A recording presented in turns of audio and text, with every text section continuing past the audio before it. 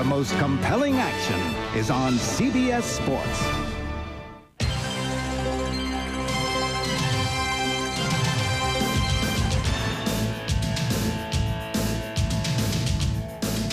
New Year's Eve in Miami, Florida, site of the Orange Bowl, and tonight, a brand new home, Pro Player Stadium, where the Nebraska Cornhuskers will be playing in their 28th consecutive bowl game. They take on the Hokies of Virginia Tech, 20-1 in the last 21 games. The Big East champs for 2 years running.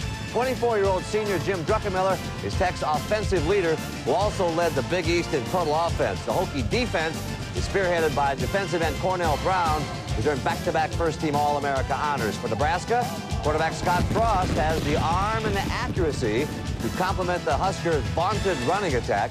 He was intercepted only 3 times in 200 attempts. We look for a scuffle and a shuffle in the Nebraska backfield tonight. I-back Damon Benning will make just his second start of the season in place of injured players Amon Green and true freshman D'Angelo Evans, both of whom should see some action tonight. Hi again, everybody. I'm Pat O'Brien. Welcome to College Football Today, Ford Tour's pregame show, and we're about 5 hours away from 1997. And joining me is my partner, Craig James, and the legendary coach, Lou Holtz. Happy New Year, everybody. Happy New Year. Yeah. Now, from a coach's point of view, the press conferences are over, everything's done. You finally get on the field and play. What's that feel like? As a coach, it's very simple. You say to them, we've beaten the last 7 ranked teams here at Virginia Tech, and people still don't respect us. Let's go out there and make sure when this game's over, win, lose, or draw, that people respect Virginia Tech. Greatest motivating factor there is. And Craig, do you listen to him? Yeah, absolutely. I'd love to play for Coach Holtz. Matter of fact, it's an honor for me to be sitting next to you. I'd tape my ankles up. My ankles are taped up. I'm sitting here. But if the coach tells me it's still a football game, go out and do the same things you've done all year, then I'll listen to him. All right, let's give a blockbuster analysis to the Orange Bowl tonight, Nebraska and Virginia Tech. And, Coach, can you make a case for Virginia Tech? Oh, you can make a strong case for Virginia Tech. They're capable of winning the game. It's on regular turf, not on AstroTurf.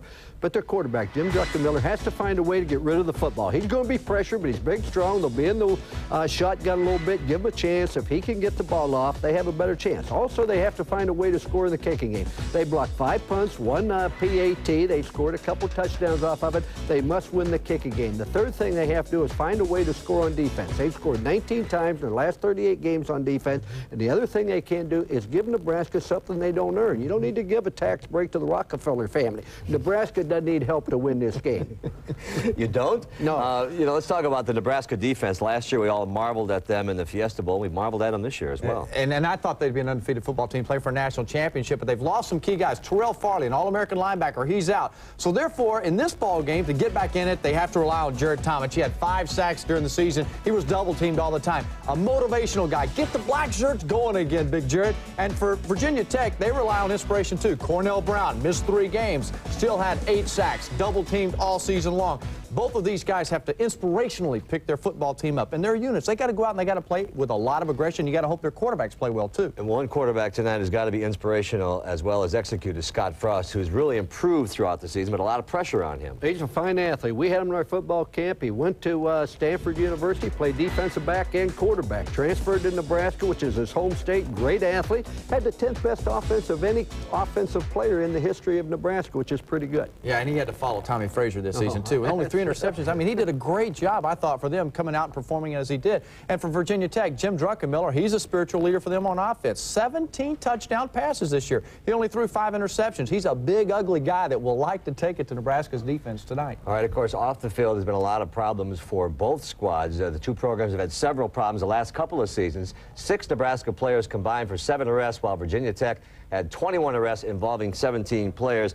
And Coach Bobby Knights once said to me that players don't change, parents do, but obviously something has happened here. Well, there are a lot of positive things you can say about the graduation rate of Nebraska, et cetera. But let me say this.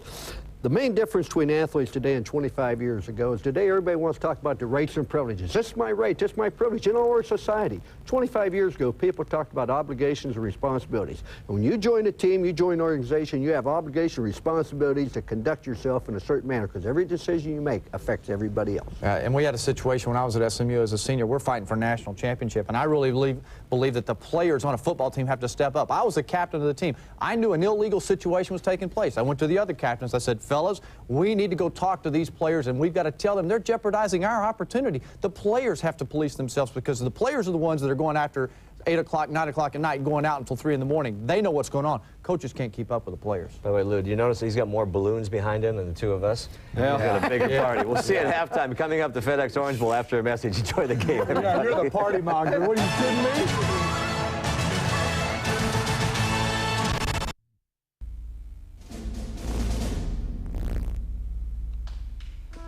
They have come for 62 years in the Orange Bowl. Spectacular plays and daring calls. Here is the try for point. They're going for two. The handoff.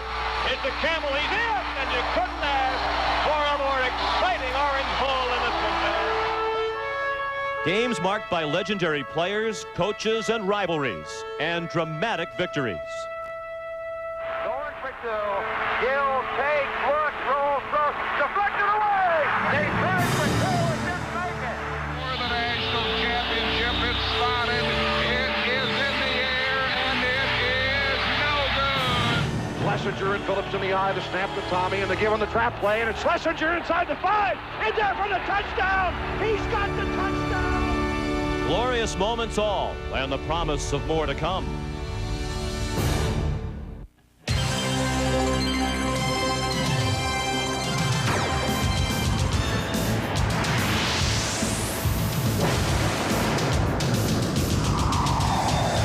Virginia Tech head coach Frank Beamer and his senior quarterback Jim Druckenmiller led the Hokies to their second straight Big East title and a top 10 ranking. All-America Cornell Brown and the Tech defense plan on keeping them there.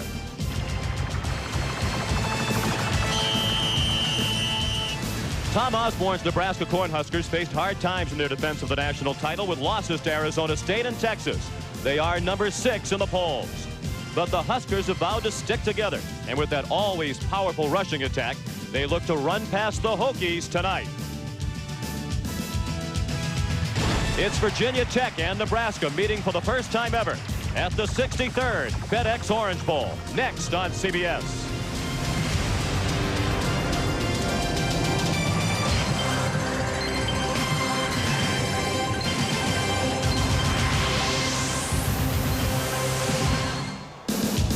Tonight, the FedEx Orange Bowl begins a new era as the Orange Bowl is no longer played in the Orange Bowl. The game has moved a few miles north of downtown Miami to beautiful Pro Player Stadium, where the Nebraska Cornhuskers have found their way to the new home.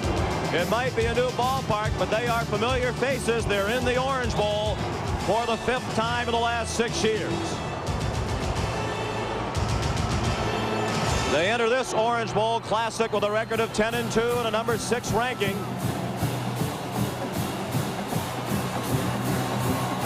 And tonight the Cornhuskers extend their NCAA record bowl streak to 28 straight years.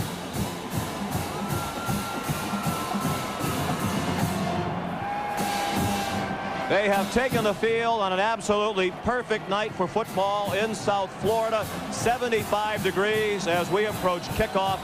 The wind is not a factor, and there's little chance of rain as we ring in a new year. And here come the Hokies of Virginia Tech off their best regular season in school history at 10-1.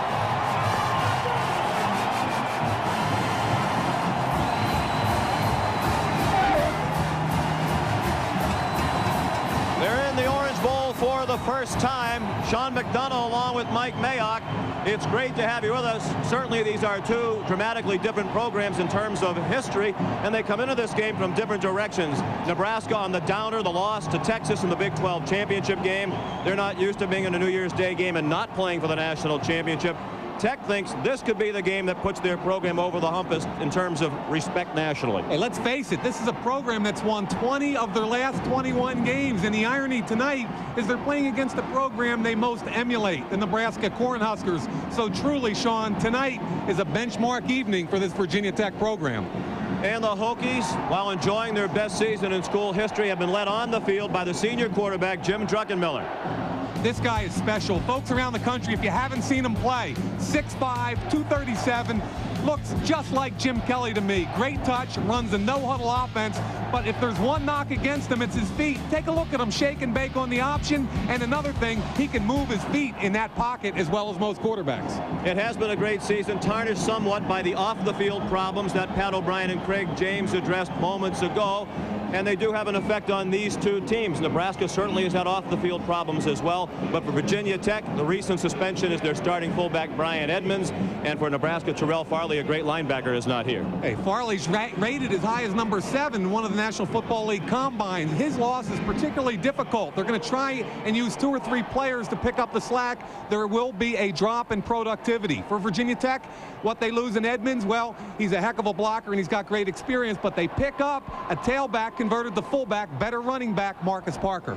And when you play in Nebraska, you have to worry about slowing down their pass rush. Their 2 rush ends are All-Americans, Jared Tomich and Grant Wistrom. What does Frank Beamer have in mind? Hey, they've got a great screen package. Here's my favorite. Druckenmiller rolls right back to the fullback, and they get those big 3 offensive linemen, center guard and tackle in front 2 weeks ago against Virginia. Watch Druckenmiller roll hard right, expands the defense with them, back across the grain. Edmonds makes the catch. 900 pounds of beef in front of him, makes the cut.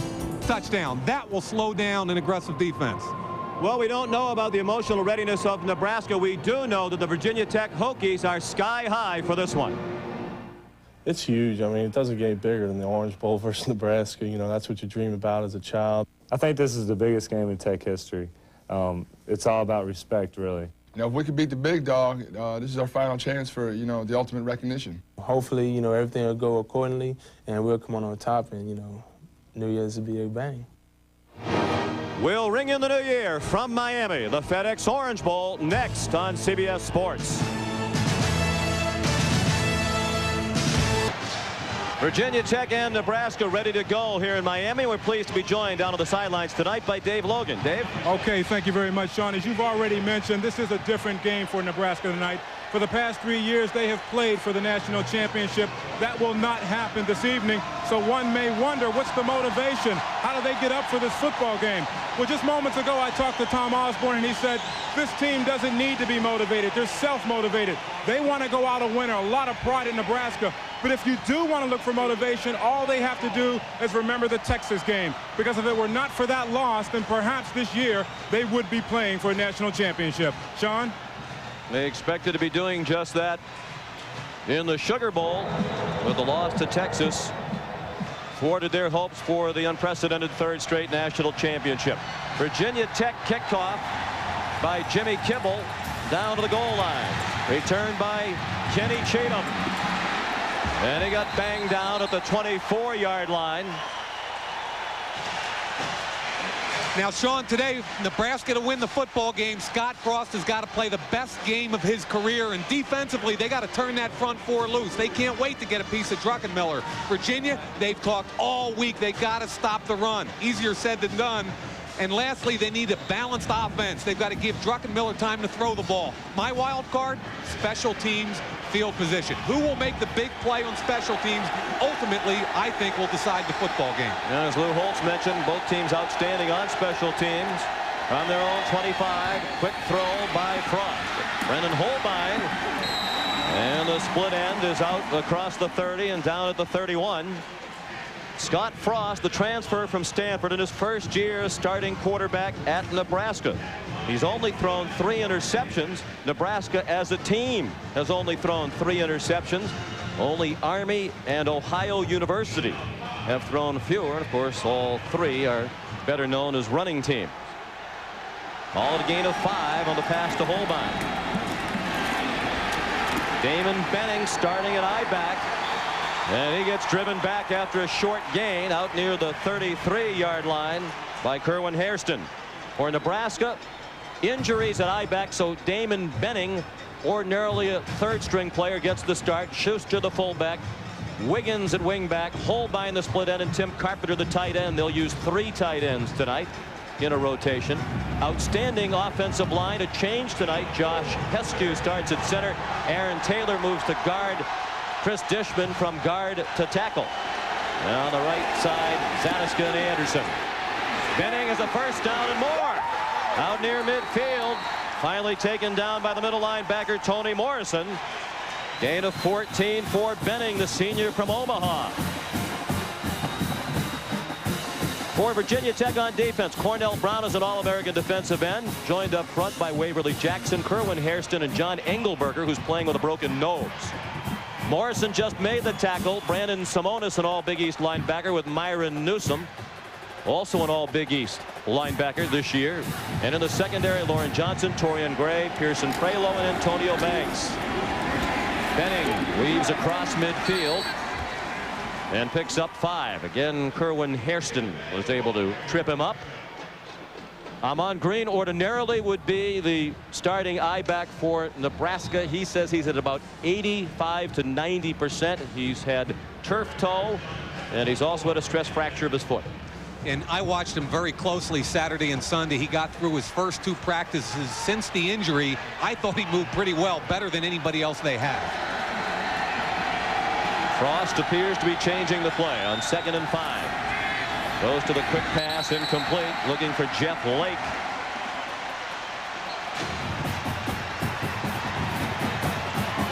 And it'll be 3rd down and 5, just underway, and no score here in Miami. Far less than capacity crowd on hand here at Pro Player Stadium. Ordinarily, Nebraska brings down tens of thousands of fans, but they only sold 8,000 of their 15,000 ticket allotment. Pass over middle for Benning. He's dropped short of the first down. Slipped as he tried to cut, and we walked on the field before the game. The areas that are newly painted with the logos are very slippery at midfield and in the end zones, and it looked like the turf might have caused Benning a problem there. He was knocked down by Torian Gray. Yeah, good job by the safeties there. Gray and Prelo coming up and making sure the tackle got made short, well short of first down yardage. But this is where you've got to be careful. They're going to be in a prevent, a safe defense right here. It's 4th and about 2 or 3 on your own side of the 50, so Tech's got to be careful. Jesse Cush is the punter. He's a junior from Columbus, Nebraska. He's had a great year. And it bounces near the goal line and hops into the end zone for a touchback. Officially a 45-yard punt, but they net only 25 yards. The Hokies on offense after this. Presentation of the FedEx Orange Bowl is sponsored by FedEx. Just what you want, just when you want it. It wasn't always this way, but with FedEx, it's the way the world works.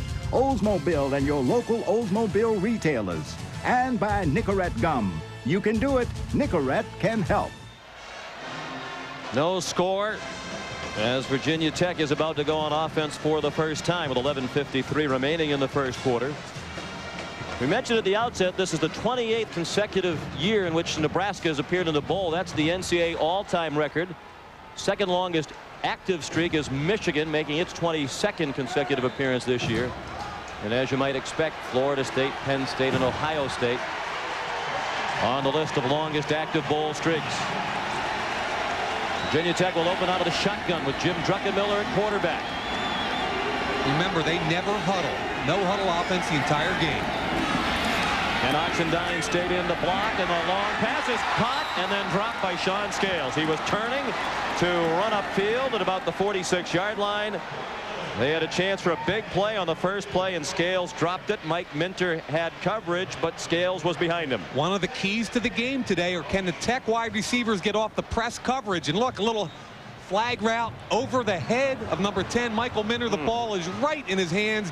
In a game like this, you don't get those kind of opportunities against Nebraska. You got to make the play. Once again, Tech spreads the field on 2nd and 10. The rush finally gets to Druckenmiller. It's Grant Wistrom, the All-American right rush end. He's their team leader in sacks, now 10.5 for the year. For Virginia Tech on offense, Ken Oxendine is the tailback. Marcus Parker for the suspended Edmonds at fullback. Scales and White, the wideouts, and Brian Jennings, an all-Big East tight end. The offensive line averages 305 pounds. Haygood, Washington, Conady, DiNapoli, and Washington again. The Washingtons are brothers from left to right. Interesting play selection. They started out in gun. All 3 plays. First 2 were passes. Loss of 4 on the sack. 3rd down and 14. Druckenmiller again scrambling for his life. Dumps it for Oxendine. Just his 5th catch of the year, and it results in a first down and much more. Ken Oxendine all the way to the 42-yard line. Michael Booker made the tackle. Well, they say Druckenmiller isn't very mobile. That might be the one criticism of Druckenmiller, and we've seen this season that's a lot of baloney. Sean, we talked about the top of the program. The one cut against him is that he doesn't have great feet or mobility. From a reverse angle, watch the guy get away from first Wistrom right there. He steps up. He feels the pressure from Hess, gets away from that, gets away from Ogard, and dumps it off to Oxendine. At this point, the athletic ability of Oxendine not only gets the first down, but picks up some blocking down the field, makes a big play for Virginia Tech in their first series.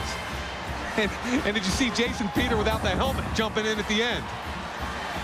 We mentioned they don't throw to the backs much. Just the 5th catch of the year for Oxendine. It goes for 41 yards on 3rd down and 14. They get a big play after they blew a chance for a huge play to start the game on the drop pass. Now back to the run for the first time, and it's Oxendine who ran into Jeff Ogard and Grant Wistrom. 2 of the 4 defenders up front with Jason Peter and Jared Tomich, a great defensive line for Nebraska. Jamel Williams is the team's leading tackler. John Hess, the middle linebacker. Ryan Terwilliger for the suspended Farley at will linebacker. Michael Booker, Eric Stokes, Mike Minter, and Ralph Brown, the secondary. Minter moved up and played some linebacker in the games against Colorado and Texas. It worked well against Colorado, not well against Texas. He's back in the secondary, and Terwilliger starts at linebacker. Druckenmiller with a lot of time, has a man open, and it is incomplete. Another ball that could have been caught. This time it was Cornelius White who had it go through his hands. He beat Ralph Brown, the true freshman, who had the coverage. Ralph Brown got beat, but the free safety also bit on the play action fake. Turned his back completely on it. This is a case where Druckenmiller did not make a good throw. Minter's beat. Brown is beat, and the ball is thrown behind the receiver, White. If he throws it over the other shoulder, it's a touchdown. Still, White gets both hands on the football. 3rd down and 9. Only 5 interceptions thrown by Druckenmiller this year. And only 1 in the last 7 games. He's under a heavy rush. And he throws it away in the direction of Marcus Parker, and there is no flag on the play. Very close to grounding. Well, there was no flag from a Big Ten officiating crew working this game tonight. But once again, he did what a quarterback should do. Here's Wistrom, number 98, from the bottom of your screen, and then from the top of your screen, here comes his buddy from the other side, Tomich. Give Druckenmiller some credit. Rather than taking the big sack, he gets rid of the football, keeps the field position in their favor. Jimmy Kibble to punt. He's a redshirt freshman from Manassas, Virginia. Mike Fullman standing back at the 10. Very high punt. Fullman banged down immediately. Outstanding coverage by the Virginia Tech Hokies, and it was Jamel Smith who put the pop on Fullman with help from Steve Tate. On that last pass and run by Oxendine, watch what happens. Number 76 from the left of your screen pulls off the helmet right there of defensive tackle Jason Peter. The helmet comes off. Watch the hustle play. Peter gets up. The helmet's on the ground. Look at him run. There's the top of your screen now. He's fighting off a block from the left side of your screen. Look at the helmet. It's not there. He's still chasing, still chasing, still chasing. Now watch him jump on the pile at the end. How much do you like that hustle, huh? I've never seen a football play like that. Jason Peter changed numbers this year to his brother Christian Peter's 55. Christian Peter starting defensive tackle the last 2 years in Nebraska. On first down, the handoff to Damon Benning, and he gets very little. 2 yards before he ran into Myron Newsom and Cornell Brown. 8 men in the box. Myron Newsom, one of their inside linebackers, number 55, fights it off, makes the initial hit, and gets some help from Cornell Brown. One of the key guys in this game today is going to be Myron Newsom. He's only 5'10", 218 pounds, but he's one of those Sam Mills types of players. He just happens to be there every time the ball is snapped. He's 5'10", Bud Foster, the defensive coordinator, said if he was 6'2" or 6'3", he'd be a first-round draft pick in the NFL. Frost on the roll, drop pass. So we're seeing drop balls on both sides now. That was almost the identical play where on the previous series Virginia Tech, Scales drops the ball. Wide open on the post corner route is Chevin Wiggins. Got to catch the football in big games. You can't drop the ball like that. Wiggins playing for John Vedral, who is one of the Nebraska players who's been suspended. Vedral, the starting wingback, arrested on a charge of drunk driving between the Big 12 championship game and the Orange Bowl, and he did not make the trip, so Wiggins plays for him. Vedral is also the holder on kicks. Screen, and Wiggins bounces off a couple of hits and has the first down. Hokies had a chance to stop him well short of first down yardage, but he bounced off a couple of pops and was finally tackled downfield. That's exactly right. Wiggins catches the ball well short of first down, but poor tackling right there is a miss by Newsome. A bad tackle attempt right there, and at the end Lauren Johnson jumps on top. Poor tackling, but a very good run by Wiggins. He'll alternate at wingback with Lance Brown. Where's number 14? The pitch to Benning, and he's in trouble. Banged down by John Engelberger. Loss on the play from the 30 back to the 29-yard line. Engelberger's a redshirt freshman, walked on as a tight end. Weighed about 210 pounds. He's bulked up to 245, and now he's a defensive end. I was at practice on Friday, the second day they got here, and they had this very aggressive what they call middle drill. Center guard tackle in the back, full live. He broke his nose. Trainer came over, popped it back in place, stuck a couple tubes up there, put a Band-Aid on, and said, "What are you waiting for? Get back in." And he did. On second down, long pass. Wiggins drops another. Well, that's two dropped by Wiggins, who only had 3 receptions for the year coming in. And the man he's replacing, Vedral, was a 20 reception player during the regular season and Big 12 championship. It's a triple streak against 2 deep coverage. Johnson's late getting over, makes a good hit, but no excuse. Chevin Wiggins, you got to catch the football. There's Johnson falling off late. The ball's dropped before he gets there, but he does make a good hit. And the big surprise to this point, Mike, both teams coming out throwing. They're both known as running teams. Nebraska's thrown 6 passes and has only run 5 rushing plays. I think they're just trying to get the defense to back off a little bit. Frost appears to be setting up a screen. It is deflected, and it falls incomplete. Cornell Brown deflected it and then almost caught it for an interception on the ricochet. That is an athletic play by an All-American defensive end, number 58, Cornell Brown. Bottom of your screen, fights off the block, gets the left hand up, makes a diving attempt, almost makes the interception. Still no score midway through the first quarter. Sean Scales waiting for the punt. First punt by Cush went 45 yards into the end zone for a touchback. Cush is averaging 44.7 for the year. He nearly got that one blocked. Deion Carpenter almost blocked it. He's blocked 3 this year. Wow. And the ball bounced out of bounds after traveling 43 yards to the 28-yard line. Back at the Orange Bowl, no score midway through the first quarter. Sean McDonough with Mike Mayock. And Mike, it was interesting as we chatted with the coaches this week. Frank Beamer of Virginia Tech talking about how he'd like his program to be like Nebraska. He said they're probably the most respected football program in the country with tremendous success, and he says Tom Osborne is probably the most respected coach among his peers in the profession. Yeah, I think the delineation there would be that he wants his football program to be as successful on the field as Nebraska is, yet he doesn't want some of the off-field problems that they've both experienced in the last couple of years. And the Virginia Tech people are very honest about it. Dave Brain, the athletic director, says we're embarrassed by what's happened off the field. We don't have the answer for it, but they are trying to put measures in place to prevent problems from happening off the field.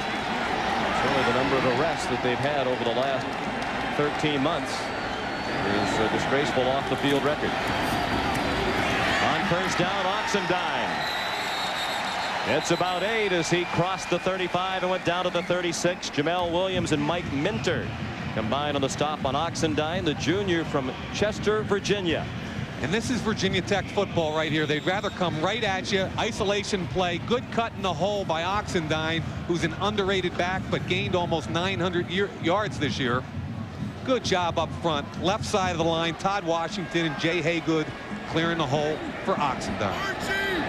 And they call Ox. He described himself to us the other day as the total package with his bursts of speed. He's a power runner. And he picks up a first down. Out to the 40 for a gain of 4. Near the conclusion of today's game, we'll select a genuine Chevrolet most valuable player of the game from each team. To date, Chevrolet has contributed almost $6 million to the scholarship funds of America's colleges and universities.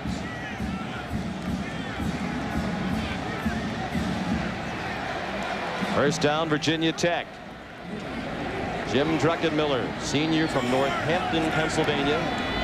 Some scouts have him rated as the top senior quarterback in the nation. Oxendine, this is more what we expected from these two teams.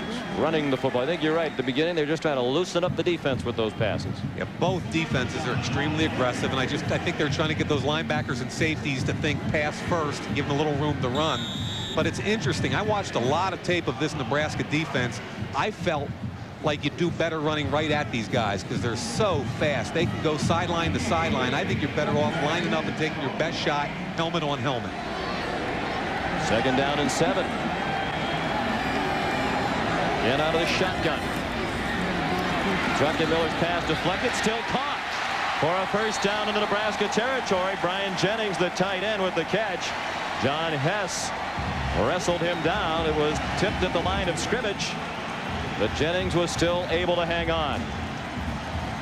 Now in that last game against Texas, their tight end had 3 big catches early in the game across the middle. Here's exactly what you see Virginia Tech doing, letting their real good tight end Brian Jennings work the middle of the field despite the deflection, makes the catch on Jamel Williams. That's a good solid play.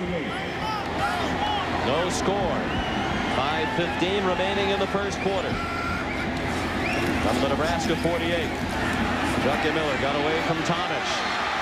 Now runs. And to Williger. Collared him just shy of the 40-yard line.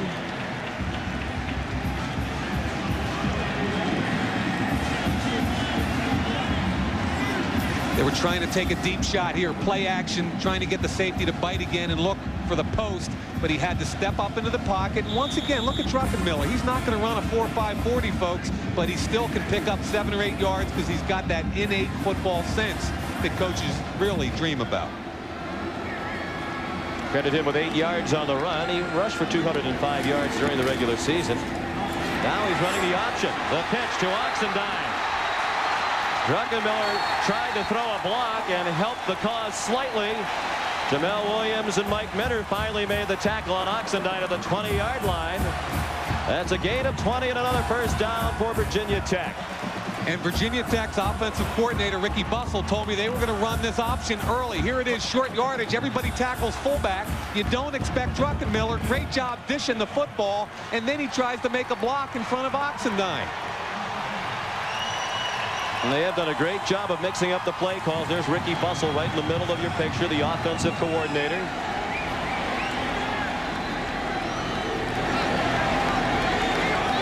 Virginia Tech scored at least 20 points in every game in the regular season. First time in school history that's happened.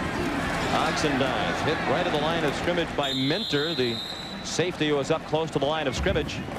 And Oxendine got just inside the 20 for a gain of 1. You know, one of the more impressive offensive coordinators in the country is Ricky Bussell. They're 29-6 with him as an offensive coordinator. They average over 30 points a game, 411 yards a game. And Sean, he left for a year to go to South Carolina and missed working with Frank Beamer and this program and came back. He's really a success story around the country. Said his family missed living in Blacksburg a great deal. Second down and 9. They don't even rush Druckenmiller. It's a screen for Marcus Parker. Nice move. Marcus Parker scores.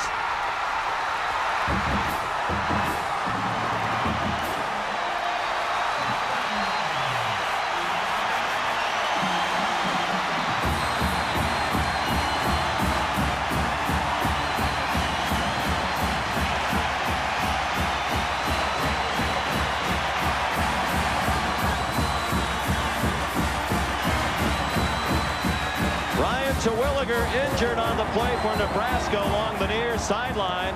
The Hokies are first on the board in the Orange Bowl. Little double screen out of shotgun. Fake it to the front side Oxendine. Then you come back weak side to your fullback, just like we diagrammed before the game. Great move by Parker. Makes one man miss, and then it's down the sidelines for a touchdown. Sean, right at the top of the show, what do you do to slow down a great aggressive defense? You throw the screen package. Got to give Marcus Parker some credit. That was a heck of a run. Just his 8th reception of the season. It goes for 19 yards. His longest reception of the year. He got the start at fullback tonight in the absence of the suspended Brian Edmonds. And Terwilliger is being helped off the field, favoring his right leg.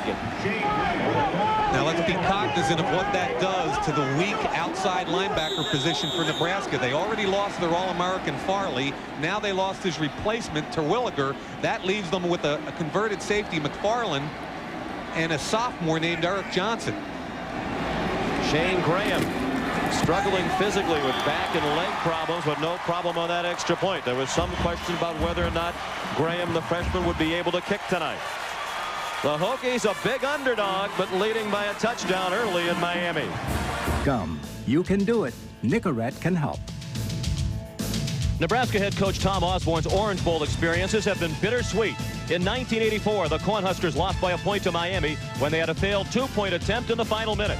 10 years later, it was the battle of number 1 and number 2. Nebraska and Florida State met in a classic. Scott Bentley's field goal with 22 seconds remaining clinched the national championship for FSU. The following season, Nebraska was back and once again vying for the national championship. Corey Schlesinger's 2 touchdowns helped Tom Osborne to his first national title. Well, we talked about it in the pregame show. We said screen passes slow down an aggressive defense. Druckenmiller rolls one way, comes back to his fullback, in this case Marcus Parker. He's got the big offensive line in front. Now what they did in the game was a slight variation off that. Instead of faking it, all they do is they've got a great block in here. They're going to fake the swing pass over here and come back to their fullback with the guard and tackle pulling out in front.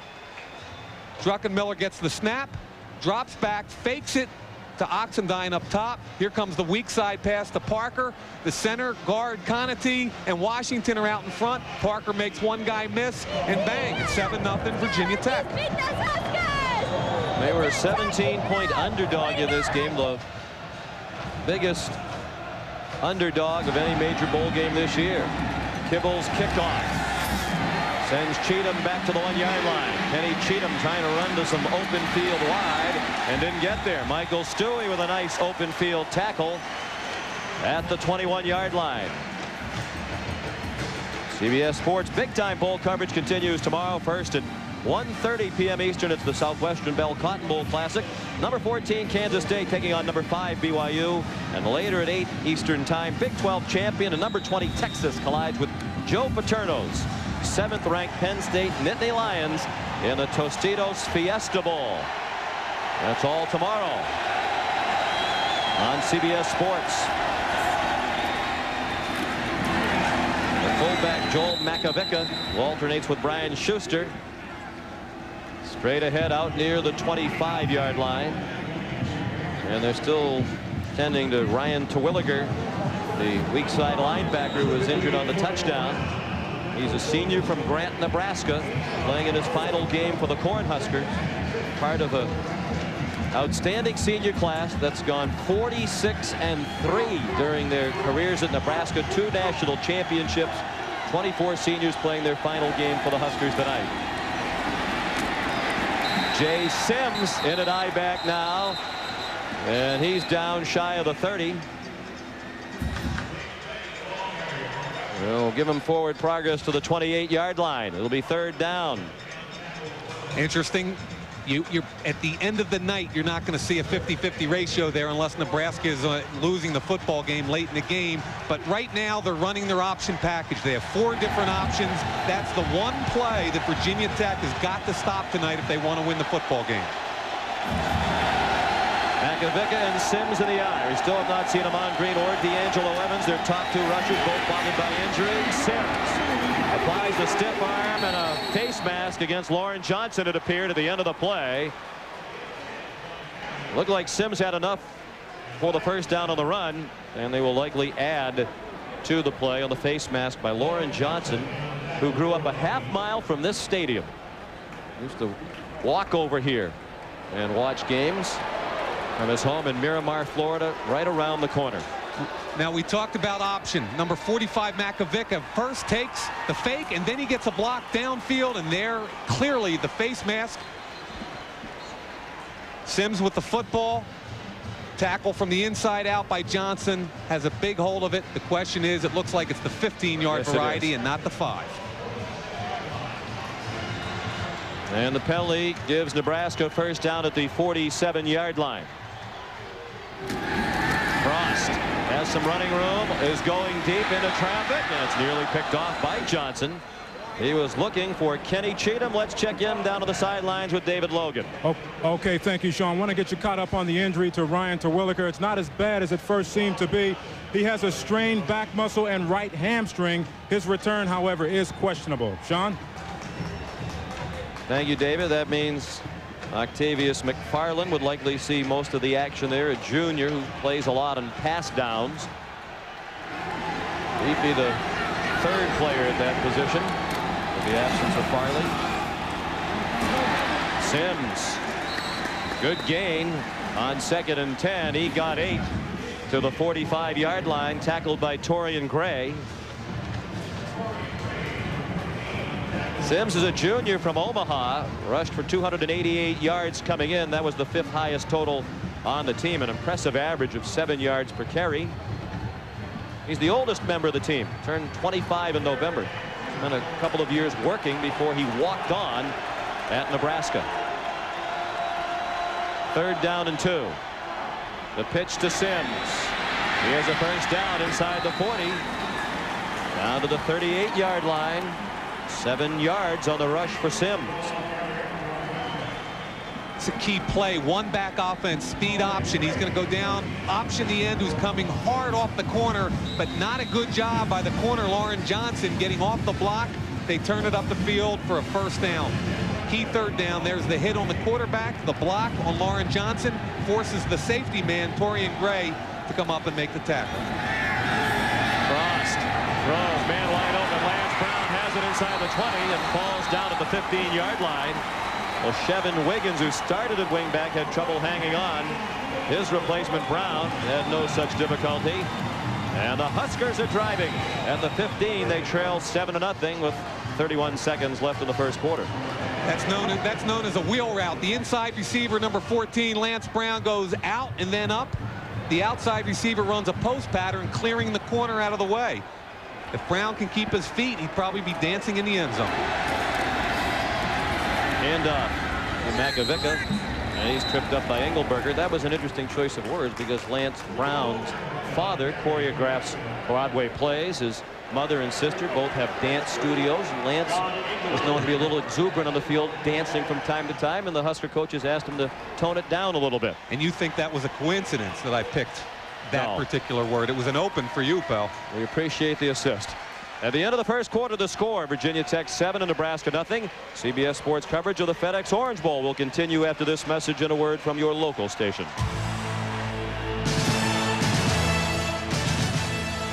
To the first quarter, Virginia Tech leads Nebraska 7-0. Sean McDonough with Mike Mayock. We had a surprising start to this game, Mike, as both teams came out throwing. They almost seemed to surprise themselves the way they were dropping footballs on both sides, but now the game is taking the shape we expected. Yeah, I think both offensive coordinators wanted to take some pressure off their quarterbacks early by trying to establish them in the pass game. But now I think what you're going to see is both teams going back to doing what they do best. And indeed, on this drive, in 8 plays, there have been 6 runs by Nebraska. 5 of them have been the option play, and that's what they do best. And that's what you're going to have to see Virginia Tech attacking defensively. 9th play of the drive upcoming for Nebraska. They started at their own 21. They're down 7-0. Marcus Parker on a screen pass, went 19 yards for the touchdown. Frost, the fake and kick. And now down behind the play is Brian Schuster. Some trickery, and it results in a loss. That's it. I saw them practice this the other day. It's kind of a combination Statue of Liberty, and it's a wraparound draw. You're going to see number 31 and number 28, the fullback, establish himself there. There's the wraparound, the 28. But he gets nailed right away, and I don't think it was because Virginia Tech knew what was going on. There just happened to be a defender standing right there with Schuster. 3rd down and 11 now.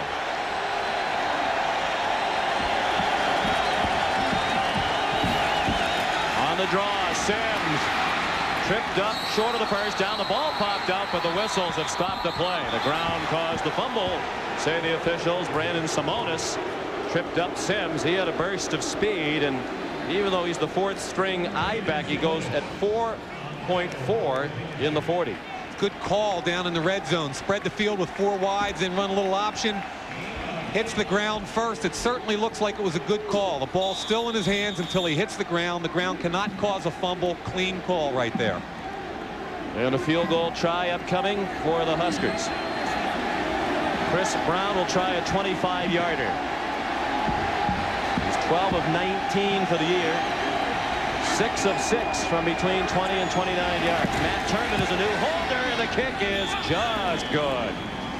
Looked like it was going to miss to the right, and it just did hook back in. Tom Osborne has had to sweat out more than 1 field goal in the Orange Bowl games over the years. Huskers on the board at 7-3.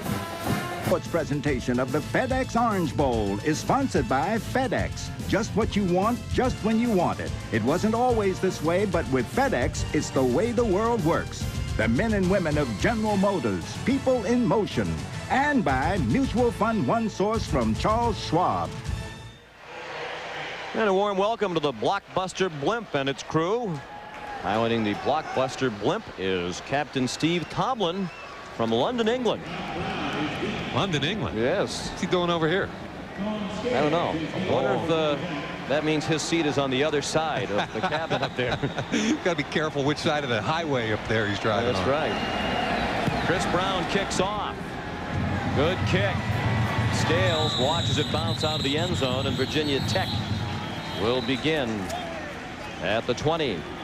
The Tostitos Fiesta Bowl tomorrow night on CBS Sports beginning at 8 Eastern time. Penn State and Texas the matchup, and that appears to be a very even matchup heading in. Joe Paterno just turned 70, says he still wants to coach 5 or 6 more years. Hey, he's an interesting guy. I've had an opportunity to spend some time with him, being a Pennsylvania kid who he ultimately decided not to offer a scholarship to many years ago. There's a reason he has that record, Mike. It's called lack of speed.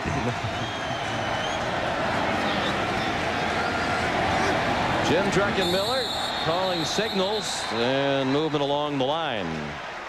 They ran into Brian Jennings, the tight end. He's trying to argue that he did not move. Dick Honig leading the Big Ten officiating crew. Dead ball, offsides, on the defense, 5 yards, still first down. Druckenmiller gave him the hard count there. Good job by the Virginia Tech offensive line remaining stationary. Well, you'd expect the center to know what to do in that situation by now. Tonight, Billy Conity makes his 48th straight start. He started every game since he came to Virginia Tech. 48 consecutive starts, a Virginia Tech record. He was tied with his former teammate, offensive lineman Chris Malone, who started 47 in a row. Conity, a senior from Pennsauken, New Jersey, has had a great career at Tech and center. His first team All Big East this year. Oxendine upended. Or check it, it's Chiron Stiff, who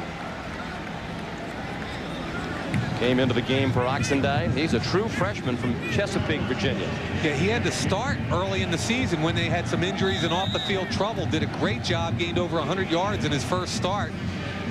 A little quicker, built low to the ground. You talk to the coaches, they say he's one of those 100%ers.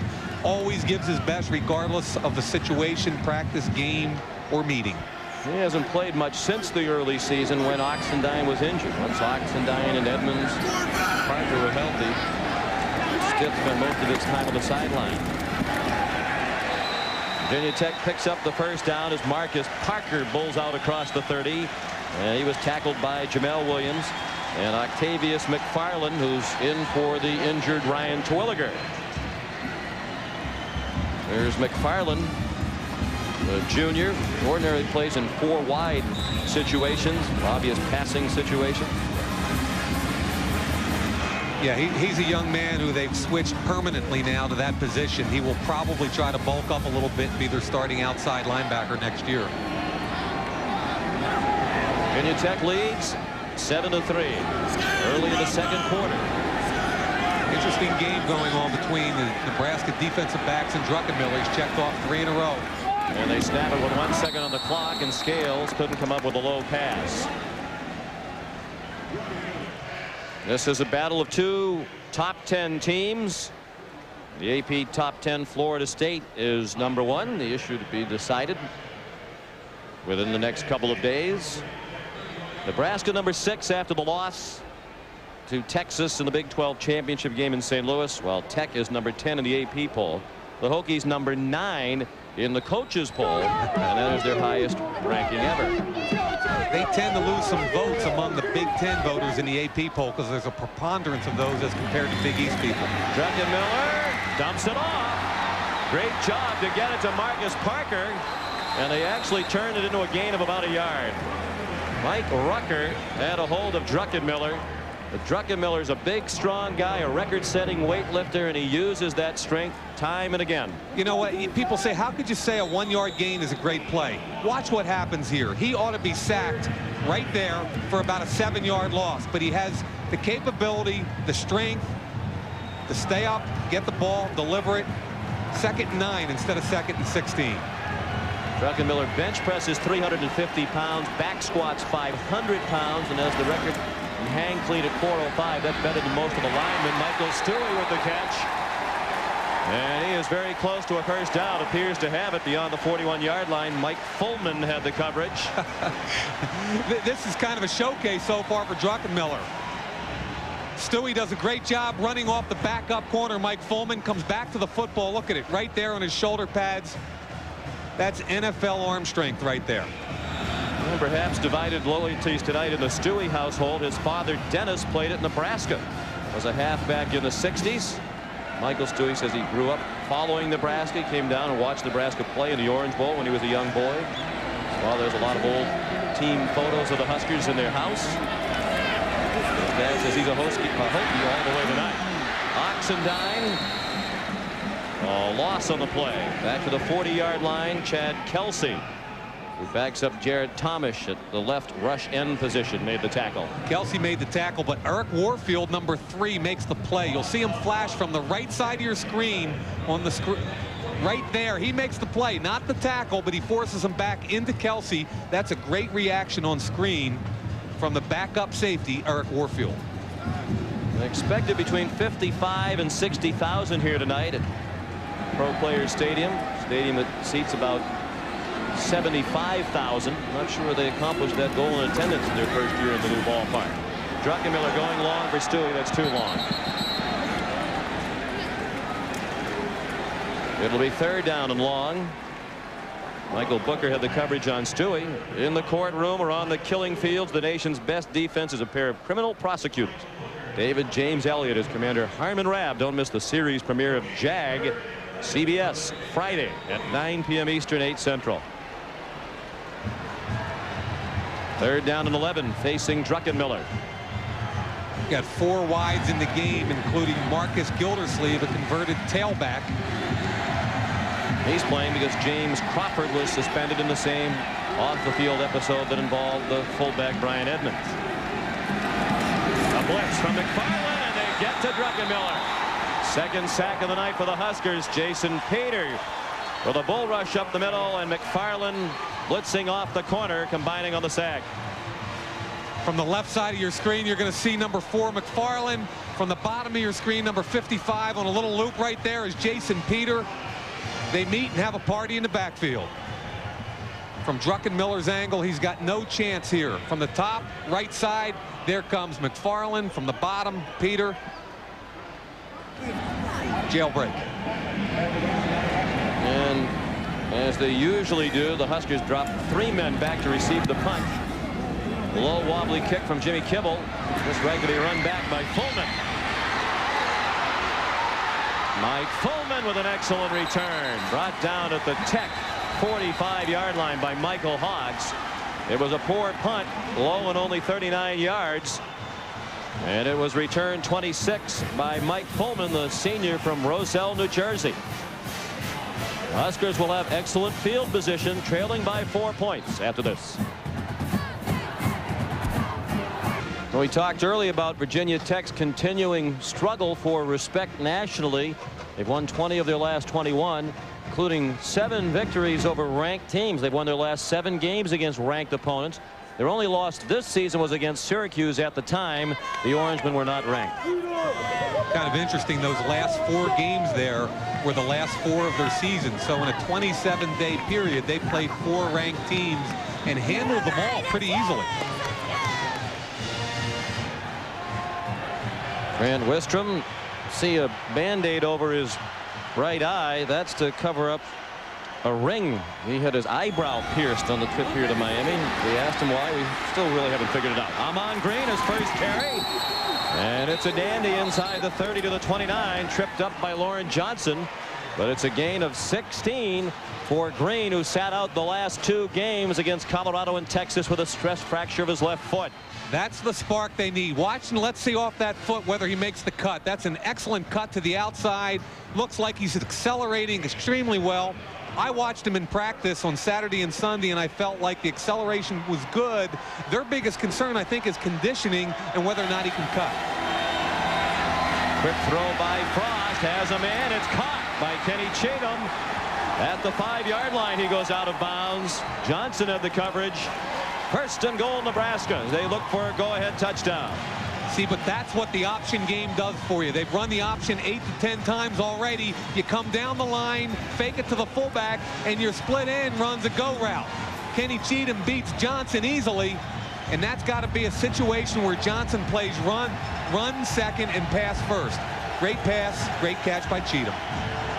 He had only 7 receptions coming in. First and goal at the 5. Virginia Tech leads 7-3. The option. Frost keeps it and scores.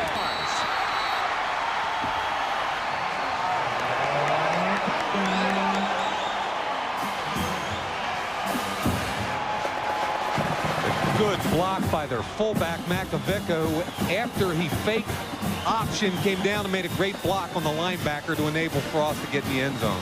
I don't see a flag on the field, but the officials are having a conversation.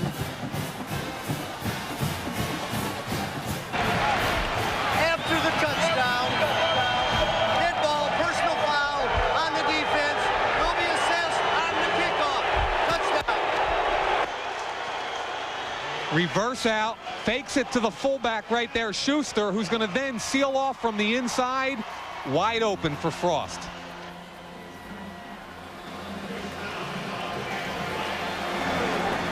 Chris Brown for the extra point. And Nebraska leads for the first time tonight. It's 10-7 Cornhuskers with 9:14 left in the half. As we look at the Kellogg's game summary, we see both teams mixing up the pass and the run. The stats fairly even, and the game fairly even as well. Nebraska with its first lead 10-7 after the 5-yard touchdown run by the quarterback Scott Frost. Key is the block here. Fullback comes out, takes the fake, gets the block right in here, and then the guard comes out and gets the seal on the corner, and Frost can dance into the end zone. Number 67 Taylor with the seal. Good block up right there on Torian Gray. Touchdown. Because of the personal foul penalty on the touchdown, Brown kicks off from the 50. Looked like he was trying to entice Scales for an unwise decision to run it out of the back of the end zone, because we saw him boom one out of the back of the end zone, kicking without the advantage from the penalty on the last kickoff. But Scales wasn't going for it. He let it bounce to the back of the end zone. Made the right decision. Now, I'll tell you what Virginia Tech has to do a better job of right now. They've got to take better advantage of first down plays. Right now, they're only averaging 2.4 yards per play on first down. Consequently, they're being left in a lot of 3rd and long situations. So they've got to do a much better job on first down. Backup defensive lineman in the game now for Nebraska. Ken Oxendine rips through that new unit and is close to a first down. Looks to be inches shy near the 30. Mike Minter and Jay Foreman combined on the tackle. Once again, going right at Nebraska. Good job by the interior line of Virginia Tech. Conatee, Washington, and DiNapoli. In behind gets Oxendine. That's what I like about him. He's a little bit of a slasher. He's not afraid to get his head down, pick up the extra yards. Second and a short one. Oxendine now with 42 yards rushing on 6 carries. He was the second leading rusher in the Big East this year behind Omari Walker of Boston College. Marcus Parker with the first down and much more. Out to the 36-yard line. He's a junior from Roanoke.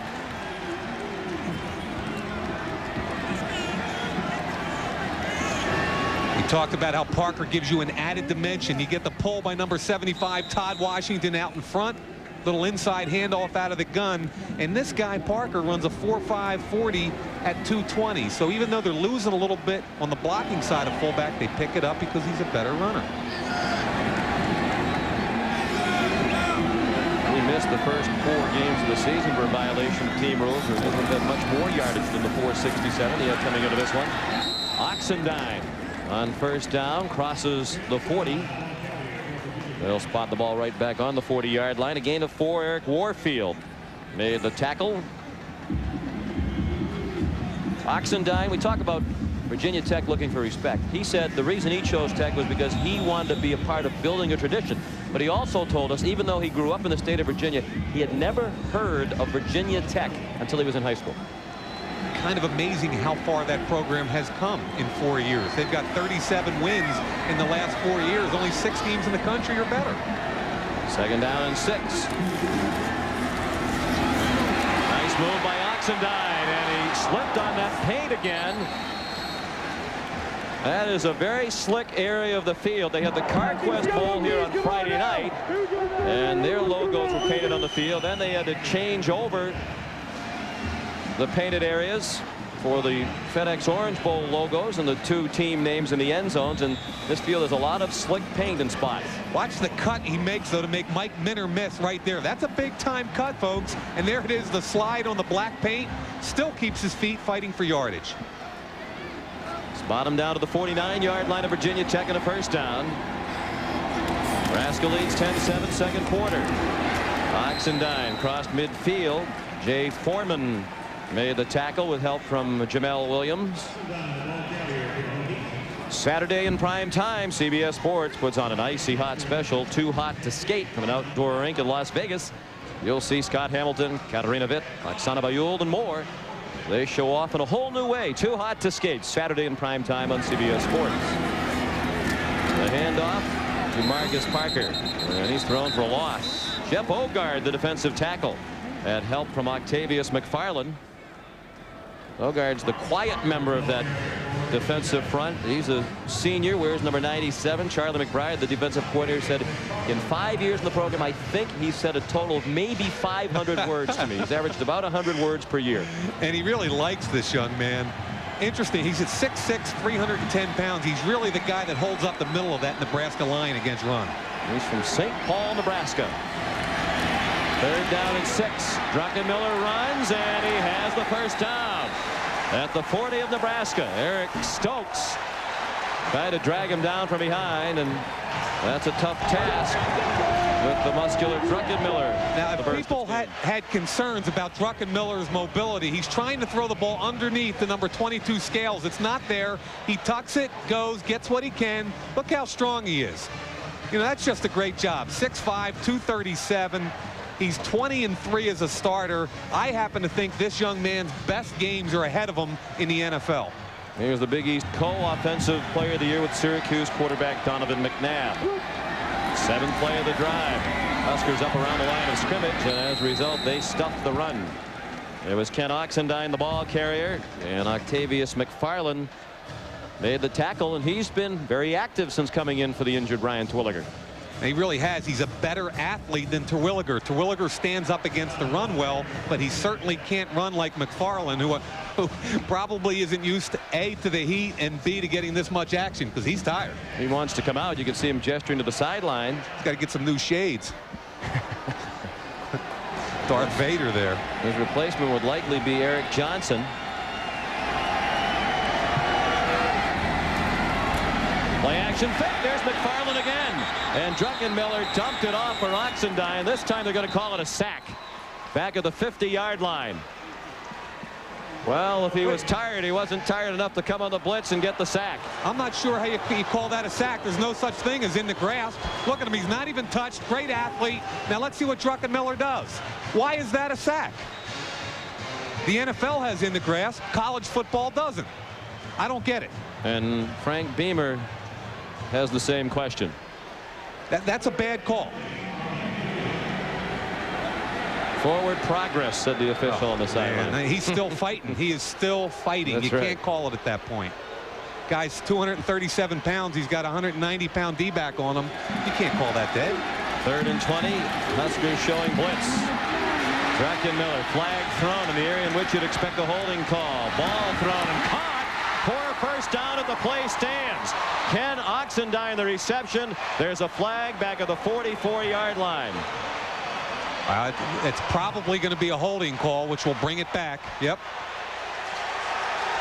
And our crack spotter Chris Helen thought he detected Billy Conatee bringing down Mike Rucker. It was the center apparently guilty of holding. Well, I'll tell you one thing. I watched a very tough quarterback on television last night named Detmer do a great job. I am just as impressed. Holding on the offense, 10 yards from the spot of the foul. Repeat 3rd down. I am so impressed with Jim Druckenmiller today. 61, Billy Conatee's in the middle of your screen. Rucker comes through, and there it is, the takedown. Good job on the recognition by our spotter, Chris Helen. The dish late. Look at the fight, though, by Oxendine. You got to give Tech a ton of credit. They're really doing a nice job. And how about Jim Druckenmiller?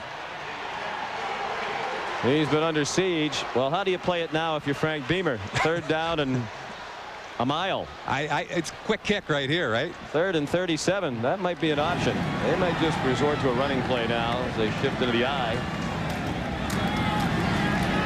And the ball's lost and picked up by Jason Peter. Touchdown, Nebraska. Mike Rucker knocked it loose and Peter ran it in. And rather than just run into the line and punt, they went to a slightly riskier play. The option is not a big play for them, and it hurts them. You know what? It's not that it's a riskier play, but it's that for the first time today, Druckenmiller made a very poor decision. Under pressure like that, you can never throw the football away. There's the fake. Now he's got people all over him right now, and the ball is knocked down by Rucker, picked up by Peter.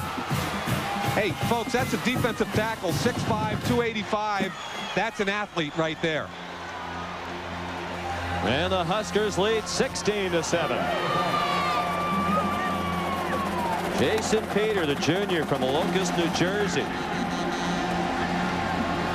Chris Brown adds the extra point. 17 unanswered points by Nebraska.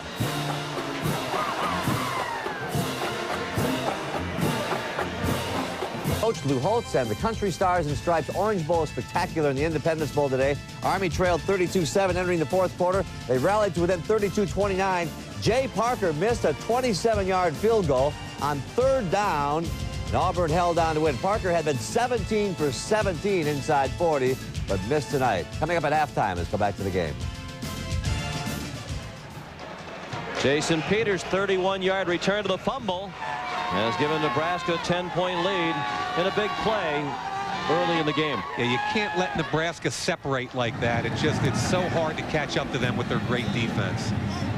Chris Brown's kick bounces into the end zone, and another touchback. Now, Mike Rucker is the backup defensive end to Grant Wistrom. Watch him make contact with the tackle, fight through pressure, and at the mesh point, right there when they try and pitch it, he knocks it down, and a very athletic play by their defensive tackle, Jason Peter. That's a touchdown.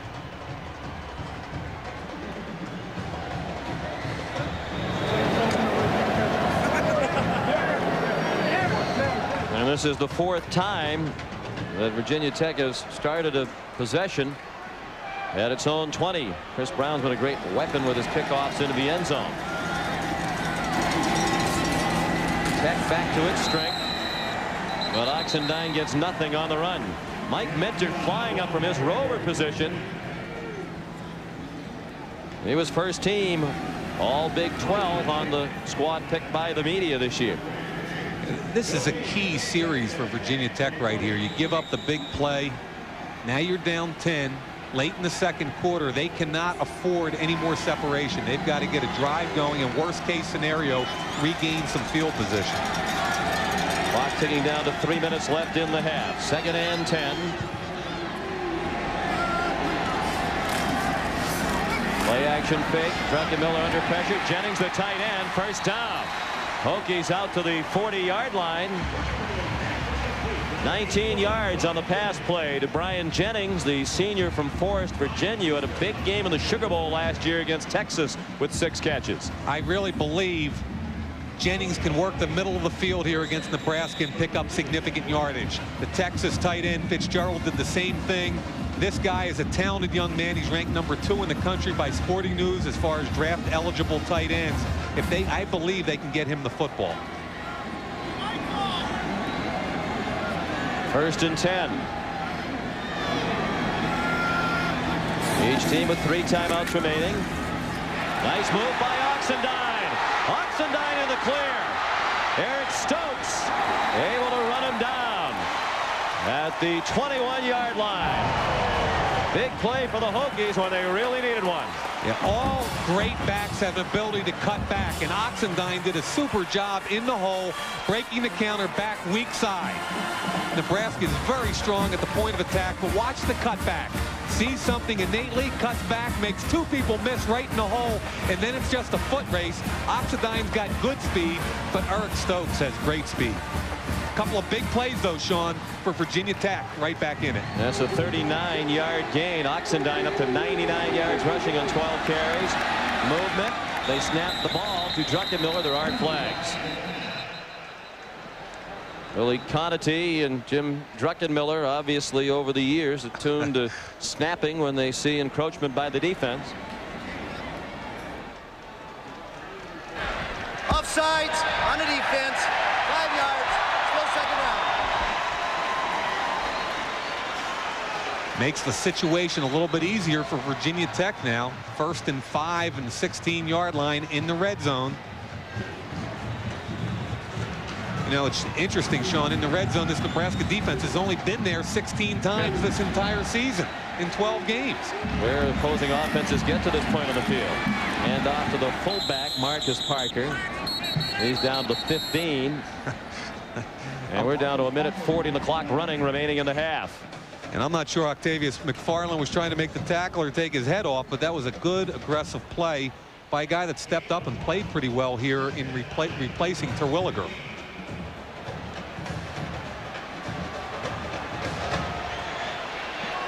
A 1:20 left in the half.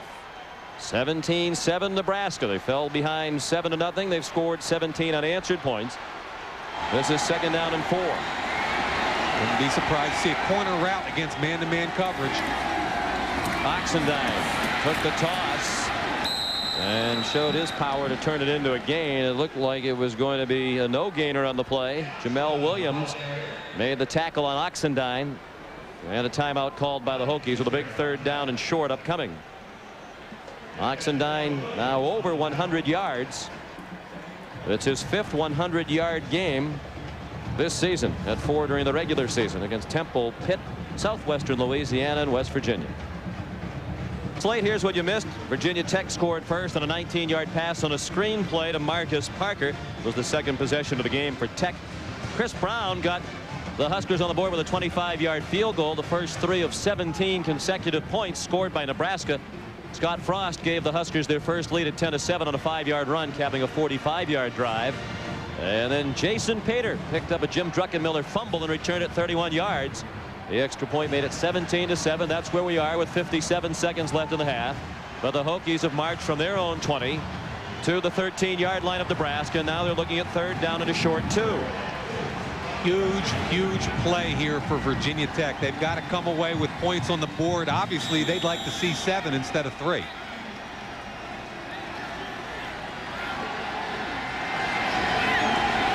Started into the shotgun and then shifted Into the eye with 2 wide receivers to the right.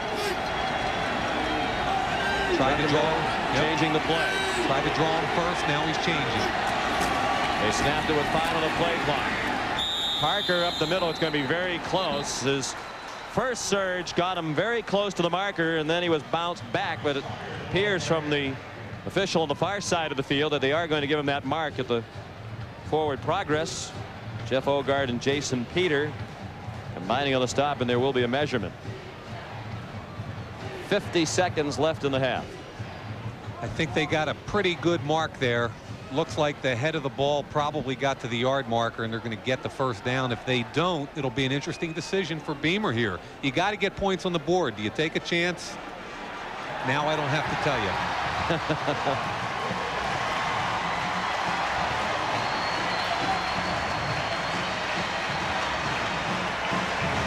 There's Ricky Bussell, the offensive coordinator. They've got an awful lot of work to get from Bussell. The play to the sideline, waggled into Druckenmiller, and still give him time to change at the line of scrimmage. It's very convoluted. 1st and 10. They can pick up another first down just inside the 2-yard line. Now the shotgun now. Druckenmiller a pump, and then he threw to Cornelius White. And he tried to scramble for yardage. They're going to give him forward progress all the way up to the 6. So that's another pretty generous spot. Ralph Brown made the tackle. The clock's running. And now a timeout called by Virginia Tech with 25 seconds left. And the Hokies with 1 timeout remaining. They still trail 17-7.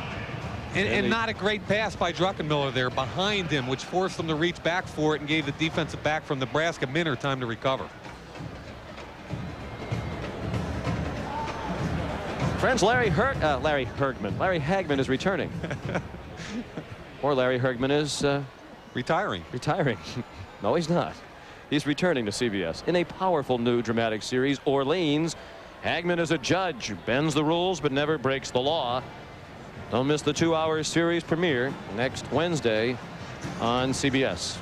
Given the problems of these 2 programs, I'm not sure this will be the favorite new show for the Hokies and the Huskers.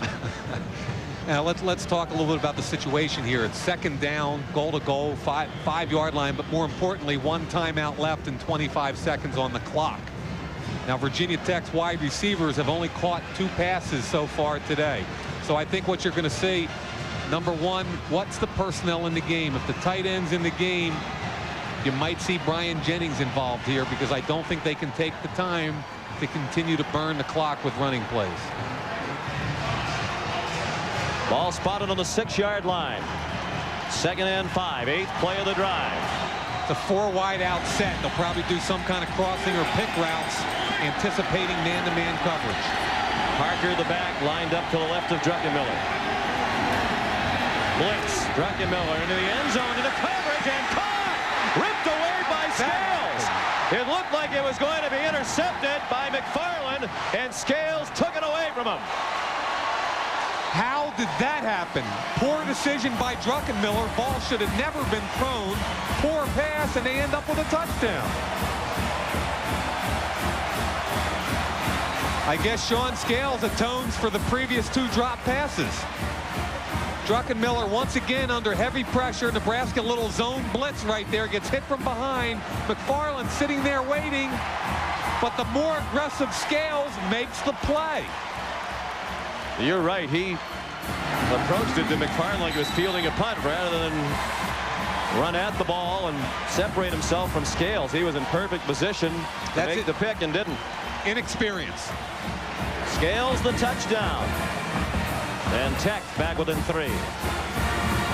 Great individual effort by number 22 Sean Scales, and we've got a 17-14 ball game. Look, he's bracketed both by 4 McFarland and 10 Minter. McFarland's got to elevate for the football. He just stood there and wait for it to come. Scales did a great job. He was more aggressive. He made the play, went and got the football. That's a huge swing right there in the football game. And if you missed the feature story about Scales during our coverage at halftime of the Sun Bowl this afternoon, he is a great picture of perseverance. His father left his family when Sean was 2 years old. His mother was badly involved with drugs, as was an older brother. With the help of some teachers and coaches whom Sean moved in, he kept his life on track. Eighth grade coach took him into his own home. And here Sean is playing in the Orange Bowl tonight. Kickoff return by Billy Legate. The touchdown pass to Scales, a 6-yarder, capping that 80-play drive. And now if Tom Osborne decides to, with this good field position after the squib kick, they can throw it down the field. Squib kick was probably the right call, but it wasn't kicked hard enough. I mean, they've got field position and they've got timeouts remaining, so why not go for it? All they need 25 to 30 yards for realistic field goal opportunity. Long time since the Nebraska offense has been on the field. Frost does air it out, and it's incomplete. 17 straight plays were run by the Virginia Tech offense. You might remember the fumble on which Nebraska scored defensively. And right back on the field came their defense. Good job by the Rover that time. Pearson Prelo running underneath the seam route, forced Frost to throw it up high and throw it away. Chris Brown, the kicker, has a strong leg. He's made 2 from beyond 50 yards, so they wouldn't have to go all that far to get him into position. Down around the 33-yard line of Tech would do the job. Now they go back to the run. Amon Green, a short gain, and the team's content to let the half end. A very entertaining first half in the 63rd annual FedEx Orange Bowl. Look at the look on Frank Beamer. Is that intensity or what? I wonder he's still upset with the officials. He certainly was earlier when it was ruled a sack on Druckenmiller as Jim dumped the pass off while being held by Nebraska defenders. Here's Dave Logan. Okay, thanks, Sean. Coach Osborne, you said your team would have to play with emotion in the beginning of this football game, or it would be a long evening. Are you happy with the level that they're playing with? Yeah, I think we're playing hard. We're just playing a good football team, and it's going to be back and forth, and it's probably going to go down to the fourth quarter. And the big thing is going to be who's got the most left at that time, who's in the best shape. And we've had a few injuries, they've had a few injuries, so it'll probably all add up at the end. We watched you come out and throw the football a little bit more than usual at Nebraska. Any reason for that, Coach? Well, we're just doing what we think we have to do to move the ball, and we can throw it. We're very capable of it. We'll probably mix it up second half, too. All right, Coach, have a good second half. Okay, Sean, back to you. The end of the first half, the score: Nebraska 17, Virginia Tech 14. Pat O'Brien, Craig James, and Coach Lou Holtz will be along with College Football Today right after this message and a word from your local station. Logan back with you at the Orange Bowl with the score: Nebraska 17, Virginia Tech 14. And joining me now is the star of Everyone Loves Raymond, Ray Romano. Ray, it is so good to see you here at the Orange Bowl. How you doing? Great. Nice to be here. Very excited. Now, in your show that's seen Friday nights at 8:30 p.m. on CBS, you play a sports writer. What'd you think of the first half? You're at a bowl game. All you want is a close game. That's all you can ask for. Although I'll tell you, I brought my wife. It's her first time ever at a football game. So I spent most of the first half explaining the rules of football. She doesn't watch. She's a full-time mother. We have 3 little kids. So I had to tell her things like when a team has a timeout, that doesn't mean they have to sit in a chair in the corner, things like that. But she's loving it, and I'll tell you why she's really excited to be here. We have twin 4-year-old boys at home. It's actually quieter here than in our house. So she's loving it here. Okay, now speaking of the twins, where are they right now? They're in New York. My mother's babysitting. Can I say hi? Mom, hi. Happy New Year. We're at the Orange Bowl. This will give her a big thrill. It might upset her because we told her we were going out to get Chinese food. But we're here, Ma. It's 80 degrees. I want to mention the weather. Everyone loves the weather here, except I think that guy in the orange must be really annoyed that it's warmed up so much. Well, I tell you, everybody loves Raymond. Congratulations on a great '96 season. You've done well. Well, thank you very much. Thank you. I appreciate it. And I also want to say I'm amazed that there's 40 or 50,000 people here pretending not to recognize me. The restraint they have, I commend them. All right. Thank you very much, Ray Romano. Let's go back upstairs. Sean. Well, perhaps that will change shortly. Thank you very much, gentlemen. Everybody loves Raymond. Everybody had something they could love in that first half. There was a lot of action, and as we expected, despite the point spread, an evenly played game. Yeah, I think you and I and most of the people that watched them practice this week expected a tight game. You've got 2 very similar teams, big, tough, physical. Nebraska's got a little bit of an edge on team speed, but I like what Tom Osborne said at the end of the first half. They're going to get it into the fourth quarter. Whoever makes the big play wins the game. Look at the first half stats. Virginia Tech with a rather comfortable edge in total yardage and nearly a 2-to-1 advantage in time of possession. And you know what, on the rushing yardage side, when we talked to defensive coordinator Bud Foster from Virginia Tech, his goal was 180 yards rushing. He wanted to hold them to 180, which is 112 below their average. They only have 81 yards in the first half, so the Tech defense is accomplishing what they want against the run game. Ken Oxendine rushed for 101 yards in the first half. Virginia Tech receives the second half kickoff. Sean Scales took Chris Brown's kick of the 5. And excellent kick coverage by the Cornhuskers. Travis Toline, number 92, made the tackle. Joel Makovica covered him up. So an excellent job all night by Nebraska on the kickoffs. And once again, Virginia Tech has the long field ahead of it. And let's not forget special teams. We talked about that up at the top of the show. First half, about a 10-yard advantage on punts for Nebraska. But I still think somebody's going to block a punt or make a big play that could decide the football game. Jim Druckenmiller, 9 of 14 in the first half, for 109 yards and 2 touchdowns. He also had a big fumble. Oxendine running free again. Gets a block from Cornelius White. Gave the stiff arm to Mike Minter. Credit Minter with the tackle in Nebraska territory at the 45-yard line. A gain of 36 for Oxendine. Carbon copy of the first half. He's going to come this way, cut it all the way back across the green, make people miss.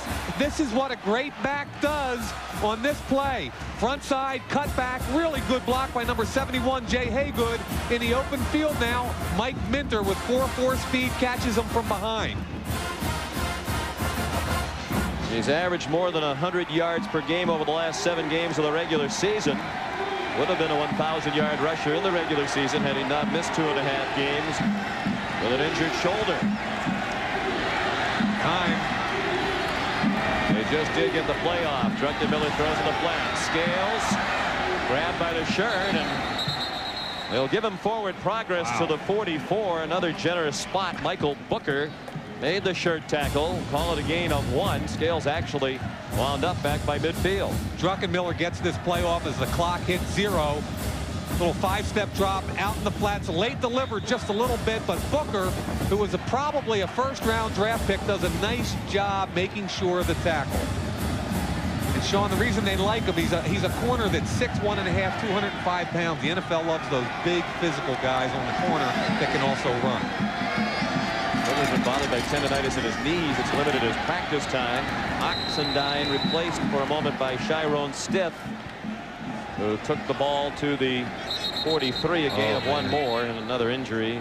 It's Booker, who just made the tackle on Scales a moment ago.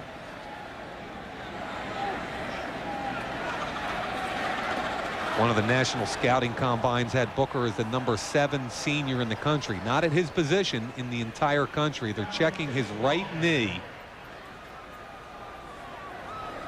Playing in his last game in Nebraska, he was the defensive MVP of the Fiesta Bowl as the Huskers won the national championship for Coach Osborne. Bottom left of your screen. The end of the play, he gets cut right there, probably unnecessarily, by Cornelius White in the open field. And I would hate to see any kind of serious injury on a play away from the ball like that to a young man that's had a great career and has a super future ahead of him. You know, Sean, it's kind of like that Marty Schottenheimer controversy earlier in the NFL. Is it a legal play? Yes, it is. But is it a necessary play within the context of sportsmanship? Probably not. There was a lot of action, and as we expected, despite the point spread, an evenly played game. Yeah, I think you and I and most of the people that watched them practice this week expected a tight game. You've got 2 very similar teams, big, tough, physical. Nebraska's got a little bit of an edge on team speed, but I like what Tom Osborne said at the end of the first half. They're going to get it into the 4th quarter. Whoever makes the big play wins the game. Look at the first half stats. Virginia Tech with a rather comfortable edge in total yardage and nearly a 2-to-1 advantage in time of possession. And you know what, on the rushing yardage side, when we talked to defensive coordinator Bud Foster from Virginia Tech, his goal was 180 yards rushing. He wanted to hold them to 180, which is 112 below their average. They only have 81 yards in the first half, so the Tech defense is accomplishing what they want against the run game. Ken Oxendine rushed for 101 yards in the first half. Virginia Tech receives the second half kickoff. Sean Scales took Chris Brown's kick of the 5. And excellent kick coverage by the Cornhuskers. Travis Toline, number 92, made the tackle. Joel Makovica covered him up. So an excellent job all night by Nebraska on the kickoffs. And once again, Virginia Tech has the long field ahead of it. Okay, let's not forget special teams. We talked about that up at the top of the show. First half, about a 10-yard advantage on punts for Nebraska, but I still think somebody's going to block a punt or make a big play that could decide the football game. Jim Druckenmiller, 9 of 14 in the first half, for 109 yards and 2 touchdowns. He also had a big fumble. Oxendine running free again. Gets a block from Cornelius White. Gave the stiff arm to Mike Minter. Credit Minter with the tackle in Nebraska territory at the 45-yard line. A gain of 36 for Oxendine. Carbon copy of the first half. He's going to come this way, cut it all the way back across the green, make people miss. This is what a great back does on this play. Front side, cut back, really good block by number 71, Jay Haygood. In the open field now, Mike Minter with 4.4 speed catches him from behind. He's averaged more than 100 yards per game over the last 7 games of the regular season. Would have been a 1,000-yard rusher in the regular season had he not missed 2.5 games with an injured shoulder. Time. They just did get the playoff. Druckenmiller throws in the flat. Scales grabbed by the shirt, and they'll give him forward progress to the 44. Another generous spot. Michael Booker made the shirt tackle. Call it a gain of 1. Scales actually wound up back by midfield. Druckenmiller gets this play off as the clock hits 0. Little 5-step drop out in the flats. Late delivered just a little bit, but Booker, who was probably a first-round draft pick, does a nice job making sure of the tackle. And Sean, the reason they like him, he's a corner that's 6'1.5", 205 pounds. The NFL loves those big physical guys on the corner that can also run. Booker's been bothered by tendonitis in his knees. It's limited his practice time. Oxendine replaced for a moment by Chiron Stiff, who took the ball to the 43, a gain of 1 more, and another injury. It's Booker, who just made the tackle on Scales a moment ago.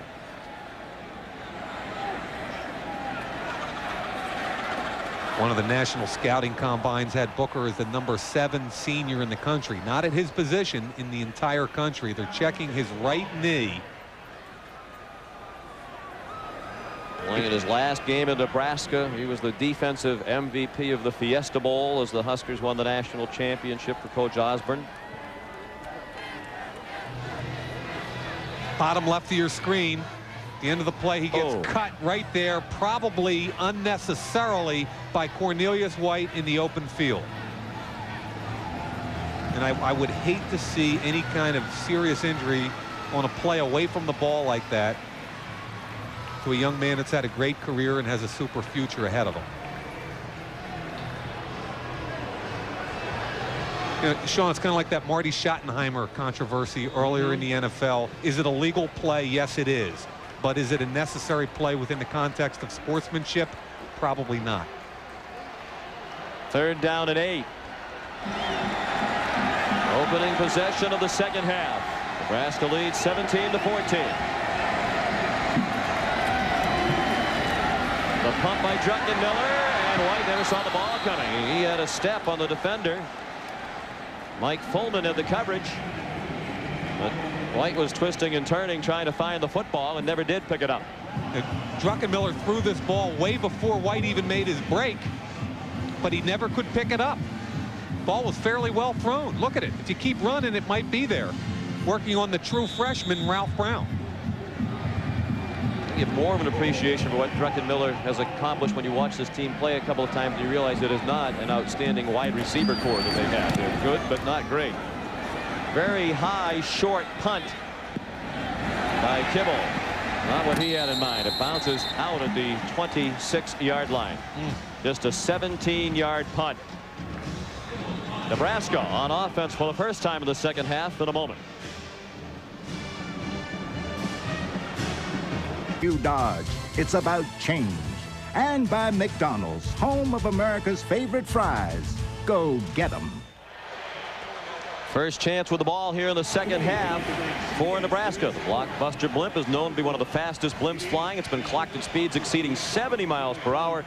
We look forward to seeing the blockbuster blimp at future events here on CBS Sports. But can you say that 3 times real fast? It's a little hard. Blockbuster blimp. There's a good football coach right there. Just turning 60. He's got a lot of years left in him. On first down, Damon Benning, who started the game at I-back, powerful run. He put his head down and bowled his way across the 30 before Kerwin Hairston and John Engelberger took him down. Benning started at I-back, but we also saw Amon Green and Jay Sims. Now, one of the questions they had at the top of the show was, could Brandon Simonis, number 21, right there at the bottom of your screen, stand up against the tight end, Timmy Carpenter? And you can see Carpenter wins that battle as Simonis never even gets into the play. He's an all-East guy, but undersized. The leading tackler coming in, I'm not sure we called his name tonight. We haven't. On target to Jeff Lake, and it's a first down for Nebraska. And we check in with Dave Logan. Okay, Sean, thank you very much. The injury that was sustained to left cornerback Michael Booker is not that bad. It was just a bruise of the right knee. He is expected to return. Sean? Thank you, Dave. Ryan Terwilliger, who left early in the game, will not return. He left with a sprained lower back and strained right hamstring. They tell us now from the Nebraska sideline he will not be back. Out at the 41-yard line, 1st and 10 Huskers. 12:17 remaining, third quarter. Nebraska leads by 3. Damon Benning had a roller coaster ride of a career, he told us the other day. Now a senior, he's had chances to play, but then he's gotten hurt. Early in his career, he got hurt. A guy named Lawrence Phillips got a chance to play as a result. We know what happened there. And then Benning had a chance to play when Phillips had his problems last year.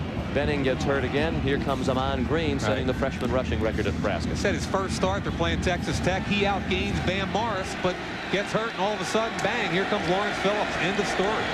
2nd and 6. The option by Scott Frost. He's across midfield. And down to the 45-yard line of Virginia Tech. Lauren Johnson tripped him up. Torian Gray finished the play for the Tech defense. The favorite option play here for Scott Frost. And what they do is they're going to have the guard pull out, seal. The fullback right here does a great job taking the fake and bouncing and blocking either a linebacker or a safety on the contain. And Scott Frost will do a great job. Watch him follow the fullback, gets in behind him. Now the fullback can extend all the way out to the cornerback. Schuster didn't get the block he should have, and he knows it. Frost, after the fake, has a man, and it's overthrown. Sheldon Jackson, the tight end, was open around the 15-yard line, and Frost airmailed him. You know, I really like the job Frost did stepping up into the pocket. Power I formation, comes out, he steps up, creates, but he just overthrows Jackson. Look how open he is. If he can deliver that in stride, that's 6 points, folks, because he had him isolated on a linebacker. And the decision to throw was the proper one because he was so wide open. Frost also could have run a long way on that play with the defenders running in coverage with their back turned. A lot of green grass ahead of him. Sean Weeding is checked in now. He wears number 33 at wingback. Frost, look out, there's Simonis. Frost got it off and throws it incomplete. Well, we talked about how Brandon Simonis is their leading tackler. He has only 1 tackle tonight. And that time he was in on the blitz and nearly got Frost for the sack, and there is no flag. The Hokies wanted a grounding call. Simonis, number 21 from the right side of your screen, undersized at 6 feet, 190 at linebacker, is one of the quicker players around. Does a nice job untouched. But let's give quarterback Scott Frost some credit. Just like Druckenmiller got rid of the football to avoid the sack. 3rd down and 10. 1 back now. And 2 tight ends. Damon Benning, the lone back. Here comes the blitz. Simonis again. It is caught. Rashawn Jackson tripped up short of the first down. It's a big tackle made by Pearson Prelo, the rover back, as he made the play about a yard short of the first down. 7 completions now to Frost. They've gone to 7 different receivers. Simonis again coming from the top of your screen right there, untouched by the tackle. Anderson forces the throw early and the tackle before the first down. So finally, we're starting to see Brandon Simonis, Sean, get involved in this football game. Because they've been bringing him on the blitz. Exactly. Huskers going for it on 4th down and a yard. At the 36 of Tech, they lead 17-14 to the Cornhuskers. And Frost calls for timeout, and he got it with 1 second left.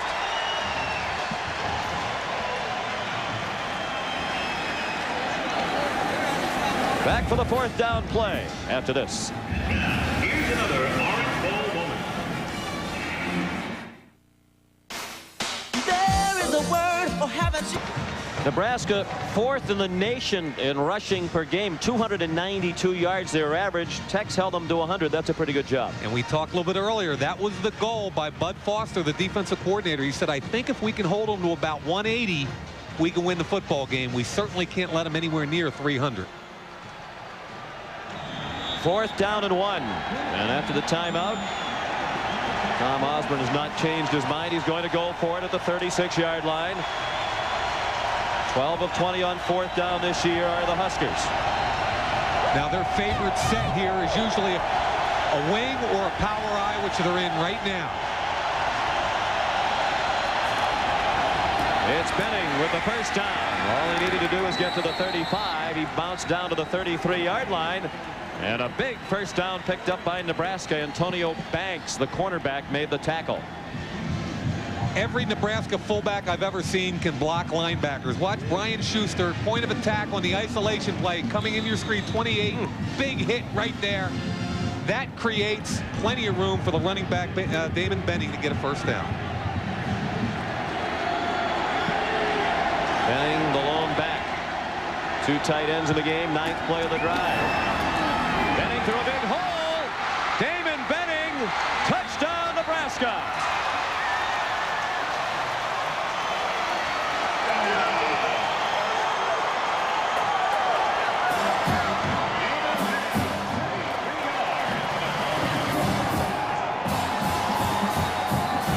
Well, the backside guard and tackle pulls. Zadiska and Anderson do a great job. Benning goes north and south. That's what I like about him. Shows more quickness than people give him credit for. Dances into the end zone. Excellent drive by Nebraska. 33-yard touchdown run. The longest run of the season for Benning. Chris Brown out of the hold of Matt Turman. The extra point is good. And for the second time tonight, Nebraska has a 10-point lead. That's the largest lead of the night for the Huskers. Bowl games in this bowl season. Virginia Tech trying to make it 3-0. Joe Paterno in the Fiesta Bowl. Tomorrow night will try to maintain his perfect record in that game. And BYU looking for record 14th win this season in the Cotton Bowl. Brown's kickoff again goes out of the back of the end zone. Well, Nebraska really has 2 signature plays in their run offense. One is option, we've talked about it the other day. The other is counter. And counter's the play they just scored on their last possession. This is the 7th possession of the game of Virginia Tech. As the 6th time they've started at the 20 or worse.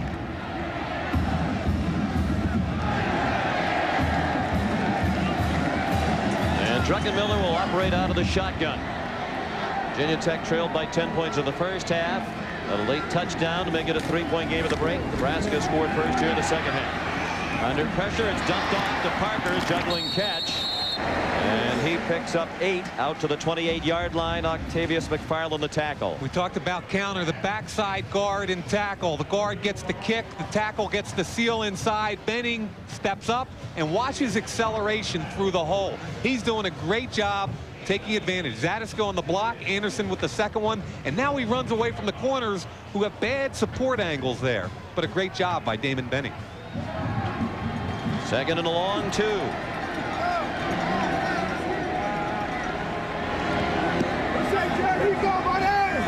Oxendine and Parker in the eye. Druckenmiller shifts them out of the eye. He wants to go deep. Has Cornelius White out there. The ball is caught. And then he lost the football, and they're going to rule it incomplete.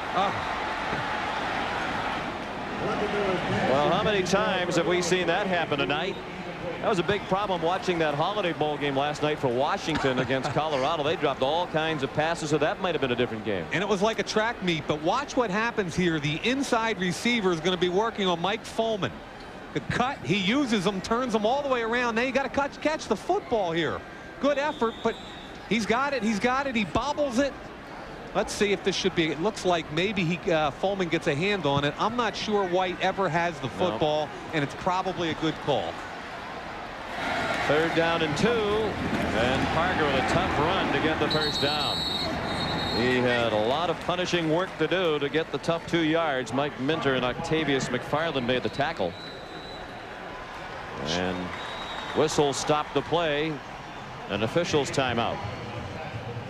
You mentioned a little bit earlier that Druckenmiller's getting a lot done without quality wide receivers. That's twice tonight where the starting wide receivers have dropped wide open post corner routes. And you can't do that if you want to get to the level of Nebraska and be a big time team. You can't do that in this situation.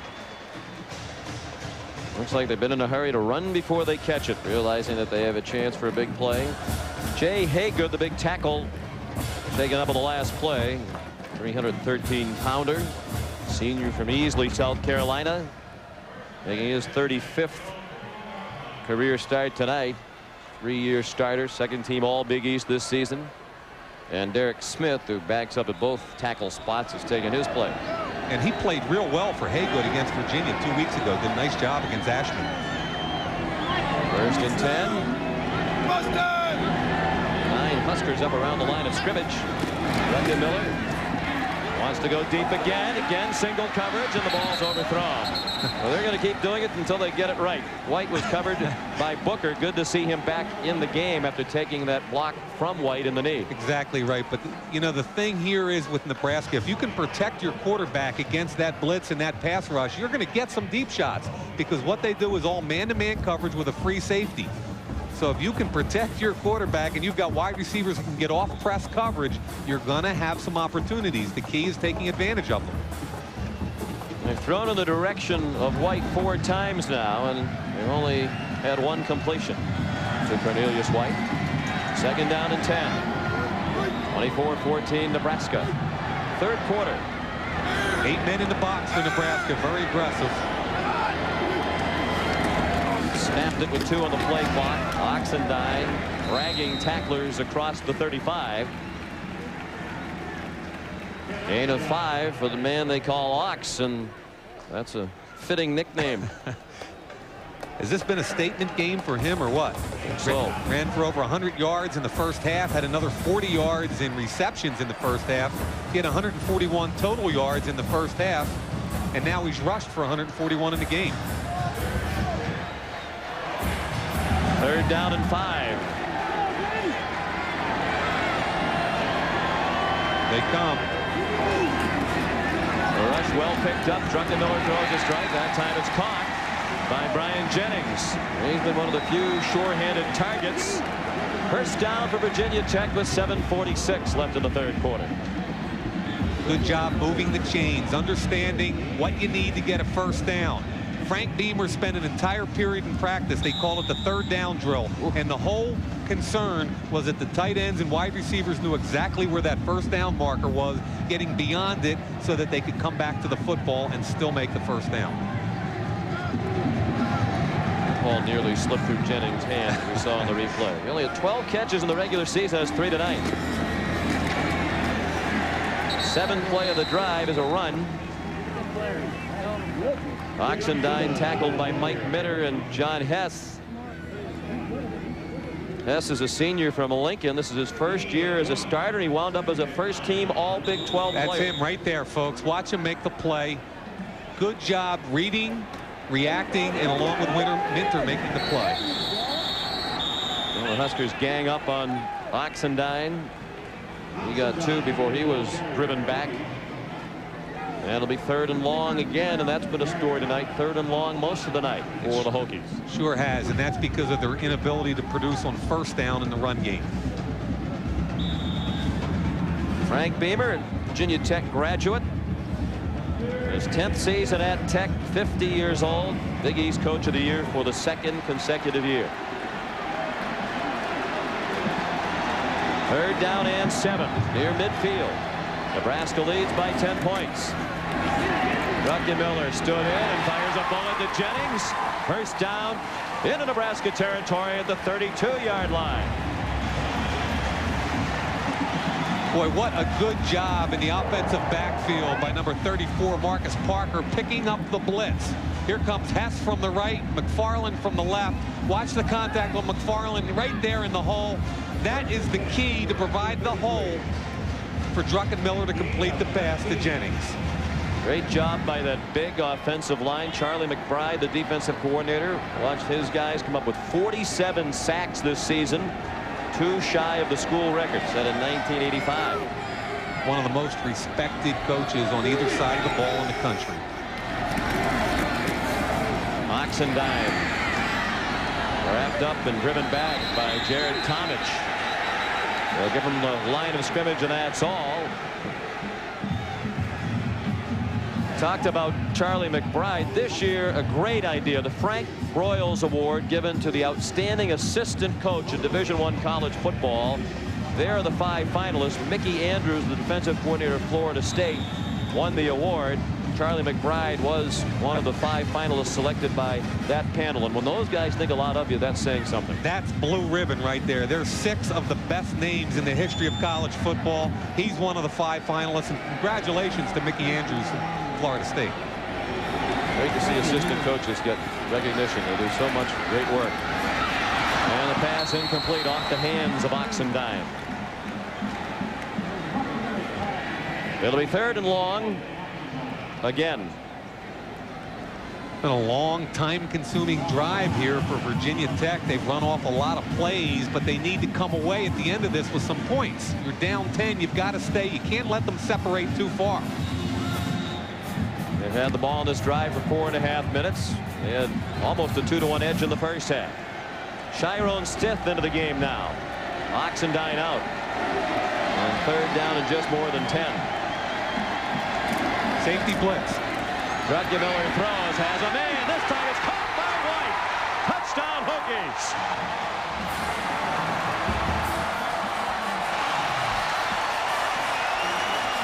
Great job of recognition of the safety blitz, both by the quarterback and the wide receiver.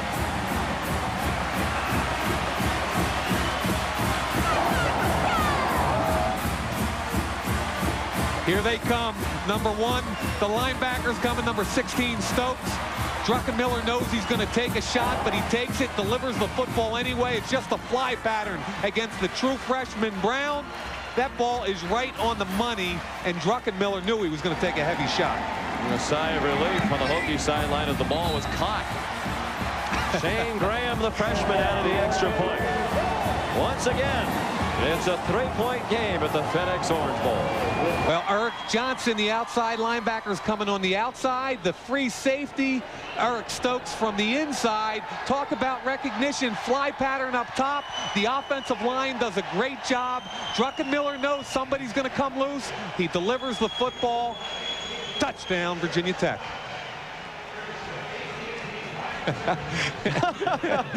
Hey, are you as happy about that as I am? He just wanted someone to hug and celebrate with and grab the referee. You know, and Tech was 4 for 4 on 3rd down conversions. That's the sign of a quality offensive football team.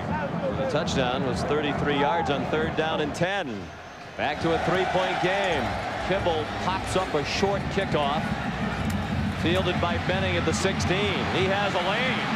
David Benning brings it all the way back to the 39. So advantage Nebraska in a big way on the kickoffs tonight.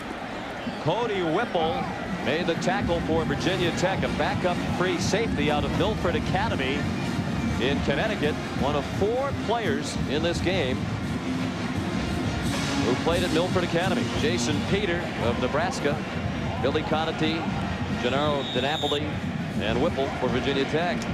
Outstanding drive by the Hokies. 80 yards. 3rd touchdown pass of the night by Druckenmiller.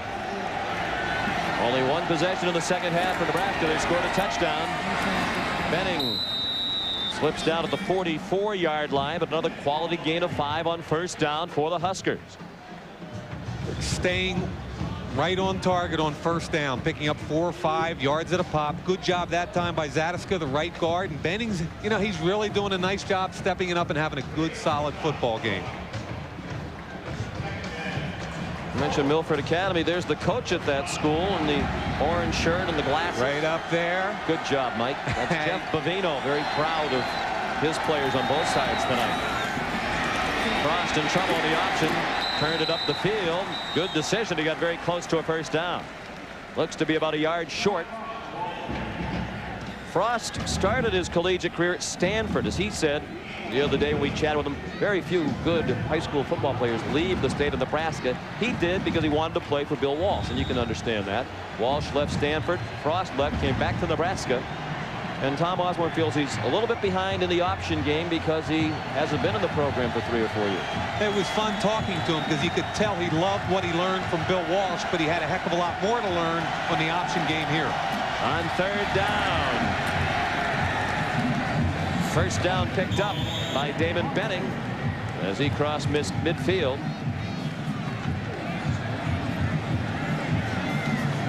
Good football player right there, Grant Wistrom. Short yardage situation, power eye. It's all about pushing the pile. Cornell Brown gets blocked, and a good job, first down. First and 10 at the 49. Frost peels back to throw and throws behind his intended target. He was looking for Sean Wheating, the third string wingback. Interesting little play they got in the power eye, just like they were in the short yardage play before that. Play action, tried to sneak Wheating up there, but a good job by Tech. Well, we had beautiful weather throughout the week for these two teams. Sunny every day, around 80 degrees, but now a little light rain falling at Pro Player Stadium. Better than Philly and Boston right now, Sean. Yes, it is, Mike. Second and 10. Option pitch, Benning. A lot of green grass ahead of him. Torian Gray and Cornell Brown. Pearson Prelo as well. In on the play for Tech to stop him short of the first down at the 43. Third down and a long 3 upcoming. Time of possession still almost 2-1 in favor of the Hokies. A lot of people would have thought that graphic would have been reversed tonight. Big favorite Nebraska, but I'll tell you what, folks, these are two very similar football teams right here. Huskers lead by 3 points late in the third quarter. Third down and 3. Frost, a lot of time to throw, and it is caught. Lauren Johnson, with the coverage, slipped down. Shevin Wiggins was wide open.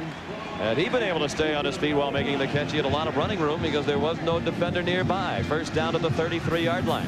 Well, he had 2 guys wide open here, both Wiggins and Jeff Lake on the curl. Ball was a little bit underthrown here on the bootleg. This is the kind of play I think Nebraska's got to run. A little bootleg action. If he can stay on his feet, that's a big play. Throw from Frost a little bit low.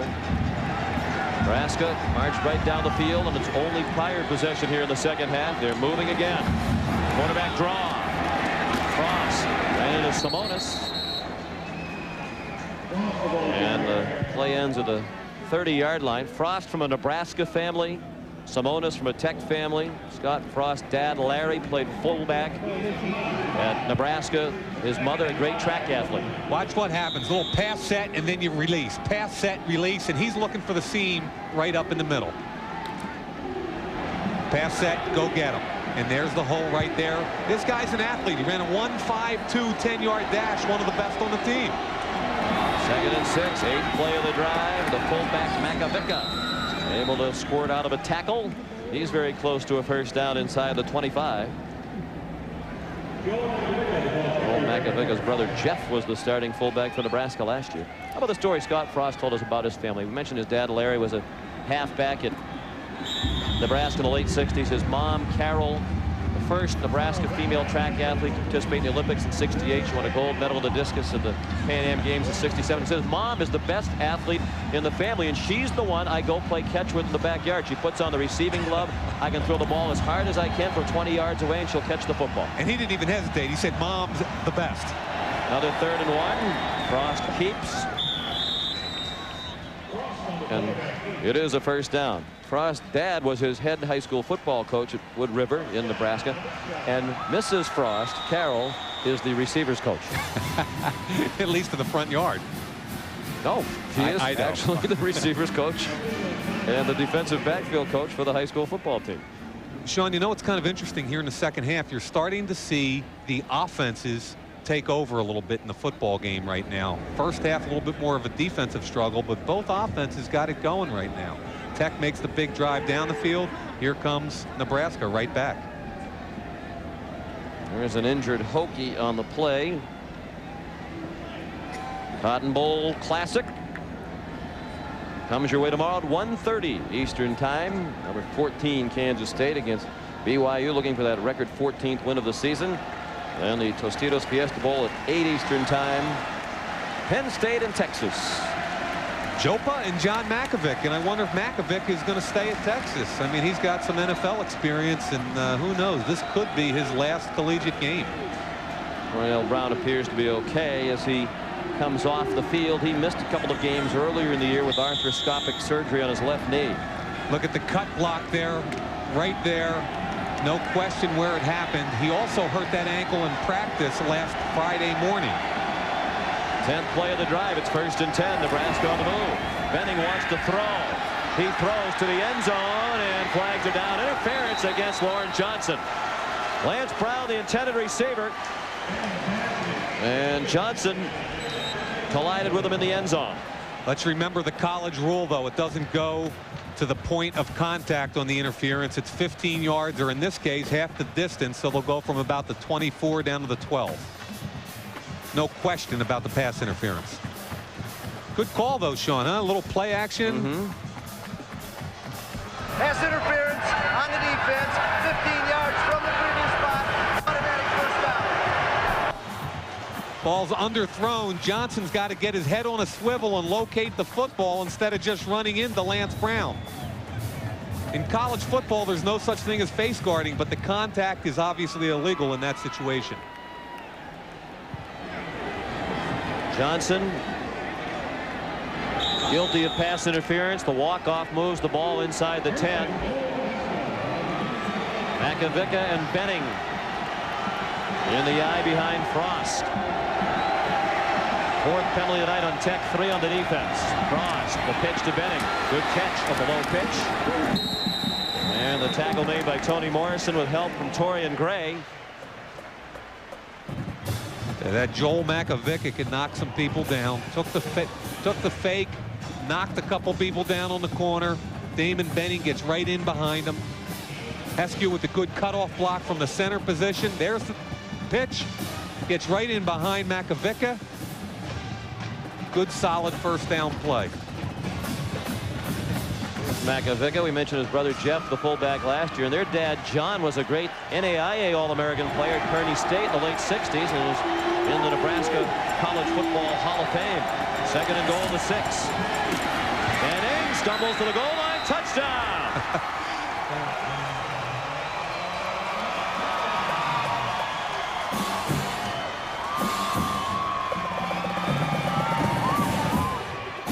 The big offensive tackle, Adam True, ran in the end zone with him. This is the counter again. Backside guard and tackle. This time it's Taylor and True. Right in the hole, and look, Adam True's just pulling him right into the end zone with him. Dishman gets the block. Excuse me, Taylor on the block, and here comes True along with Benning. Great job by Benning while he was going down to lunge for the end zone. His 2nd touchdown of the night. Brown adds the extra point. And once again, the lead is 10 for the 3rd time tonight. The Huskers have a 10-point advantage late in the 3rd quarter in Miami. We welcome you back live to the 1996 FedEx Orange Bowl from Pro Player Stadium. Just outside downtown Miami. 20 seconds left in the 3rd quarter. And Nebraska leads again by 10. Chris Brown will be trying for a touchback again. Not this time. Scales will have a chance to run it back from the 5. Needed well to get to the 20. We talked about the counter. Premier play, the backside guard and tackle. In this case, Taylor and True will pull, get the kick-out block. They hand the ball off to Benning, and he uses their blocks to cut up inside for a touchdown. Now here's the touchdown. Watch what happens with the backside guard and tackle. They will pull out. There's the block by Taylor. True comes through, and instead of getting ahead, he kind of grabs his elbow and pulls him into the end zone. Not quite like you diagram it, but effective nonetheless. 61 yards. Nebraska starting to make it look easy on offense against the Tech defense. Down to the last play of the quarter, Ken Oxendine picks up a yard before he was tackled by Jay Foreman, the son of the former great Minnesota Viking Chuck Foreman. That's the end of the third quarter. The score: Nebraska 31, Virginia Tech 21. CBS Sports coverage of the FedEx Orange Bowl will continue after this message and a word from your local station. 15 minutes remaining in regulation time. Nebraska once again with a 10-point lead. Sean McDonough with Mike Mayock. And the game now keeps going back and forth between a 3-point lead for Nebraska and a 10-point lead. Sooner or later, the Tech defense is going to have to step up and stop somebody. You know, it's neat. It's like a great heavyweight fight. Nebraska keeps hitting them with the left hook, and it looks like they might be down. And here comes Tech on another long drive. I mean, if this continues, they're not going to be the only ones tired out there. I think you and I will be, too. 2nd and 10 on the first play of the fourth quarter. Virginia Tech at its own 20. Druckenmiller under a 4-man rush. Has to drop it off in the flat. Oxendine with some running room. On a block from Sean Scales and made it all the way out to the 40 for a gain of 20. Eric Johnson and Eric Stokes combining on the stop on Oxendine. He only had 4 receptions in the entire regular season. He has 3 tonight. You know, I am so impressed with those two guys, Druckenmiller and Oxendine. He will take another shot. Wistrom from the backside. Peter coming up the middle. He delivers it right on target in stride, and Oxendine does the rest. Huge games for those two guys. Fourth quarter underway. Marcus Parker. A couple out to the 42. In the courtroom or on the killing fields, the nation's best defense is a pair of criminal prosecutors. David James Elliott is commander. Harmon Rabb. Don't miss the series premiere of Jag here on CBS Friday at 9 Eastern time, 8 Central. 2nd and 8.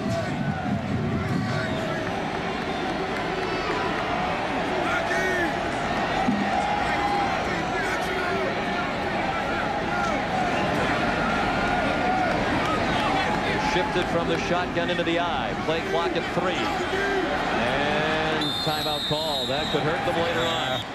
You hate to burn one this early in the half. You just, oh boy, do they come back to kill you later on. They were over the ball a long time, but Druckenmiller couldn't make up his mind.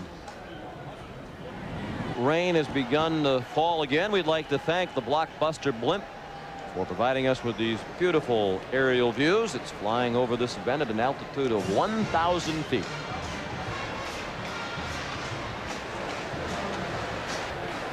Nebraska 31, Virginia Tech 21. Just more than 14 minutes remaining in the 63rd FedEx Orange Bowl. 2nd down, a short 8 for Virginia Tech, operating from their own 43-yard line. Druckenmiller forced to burn a timeout. Then just a 4-man rush, and Druckenmiller's pass is incomplete. Another ball that could have been caught and was not. Brian Jennings, who's been one of the few short-handed receivers tonight for the Hokies, had it bounce off his fingertips. Got a little game here. You're going to have your All-American come around, and you're going to have Jason Peter come this way. He just about gets to the quarterback. Wistrom goes around, little twist, little stunt, just about gets to Druckenmiller, forces the ball to be delivered. Those two guys can really get it going, Wistrom and Peter.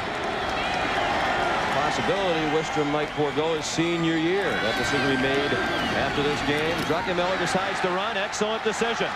Jim Druckenmiller slides down at the 41-yard line of Nebraska with a first down. McFarland closest in pursuit as Druckenmiller went into the slide. A gain of 16. Another important 3rd down conversion. Once again, the recognition by Jim Druckenmiller on 3rd down. Out of the gun, Conatee looking left and right, step up into the pocket. The safeties have separated. Plenty of room.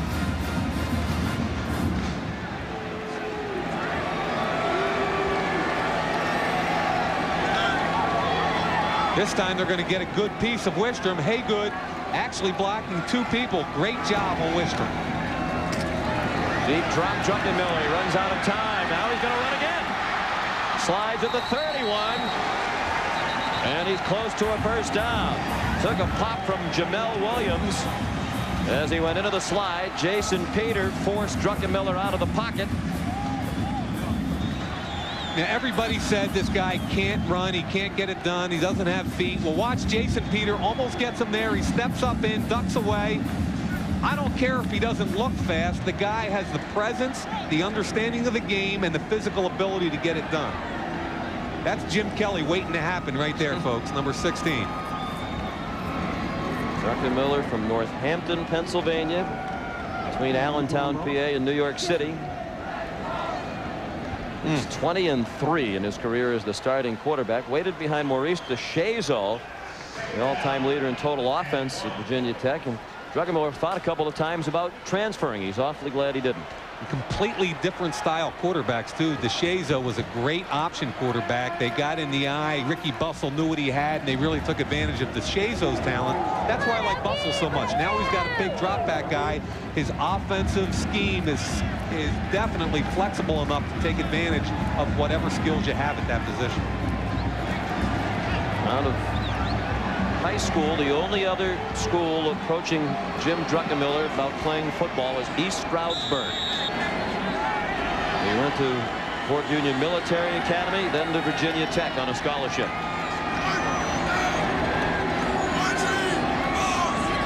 Second and 1. Lots of time still on the play clock. Oxendine. Uh-oh. Wow. Uh-oh. He's back at the 50-yard line and in a heap of trouble. Oh, what a big play. Whoa. Second and inches. Now third down and about 20. Wow. Ken Oxendine is a smart enough kid to say, why did I do that? And there is a flag on the play.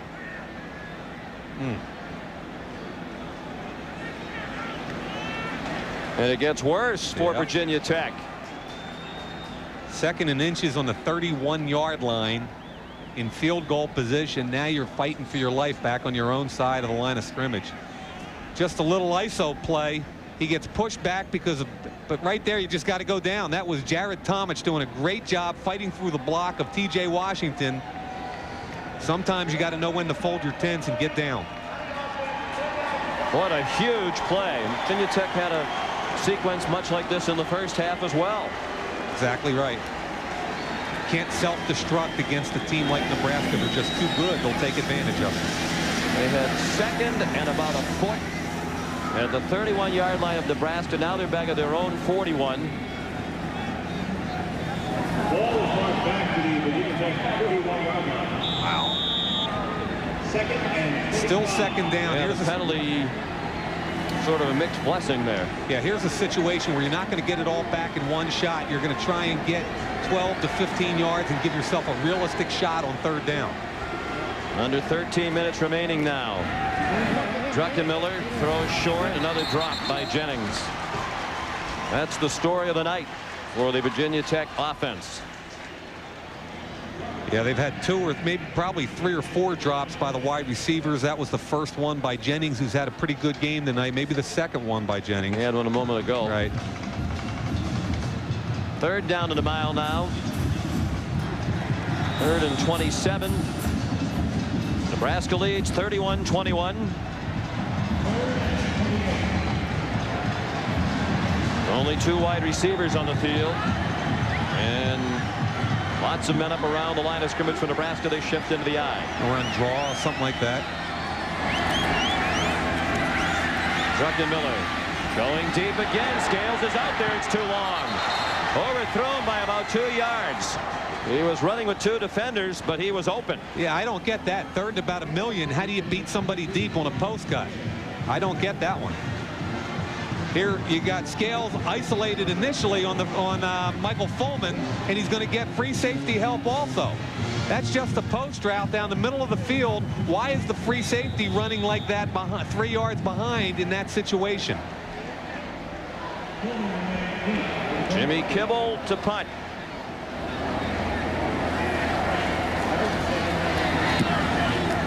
Another short, wobbly kick. Fortunately for Kibble, it took a bounce.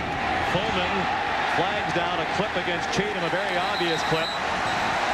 And perhaps for the first time tonight, field position swings in favor of Virginia Tech. Lucky bounce for Kibble, and then a bad penalty by Cheatham are going to combine to put them back inside the 10. Tom Osborne told us a couple of days ago the reason he always has 3 men back, or usually has 3 men back to catch the punts, is for that reason. He doesn't want the ball hitting the ground. They've been very successful in punt returns over the years using that system.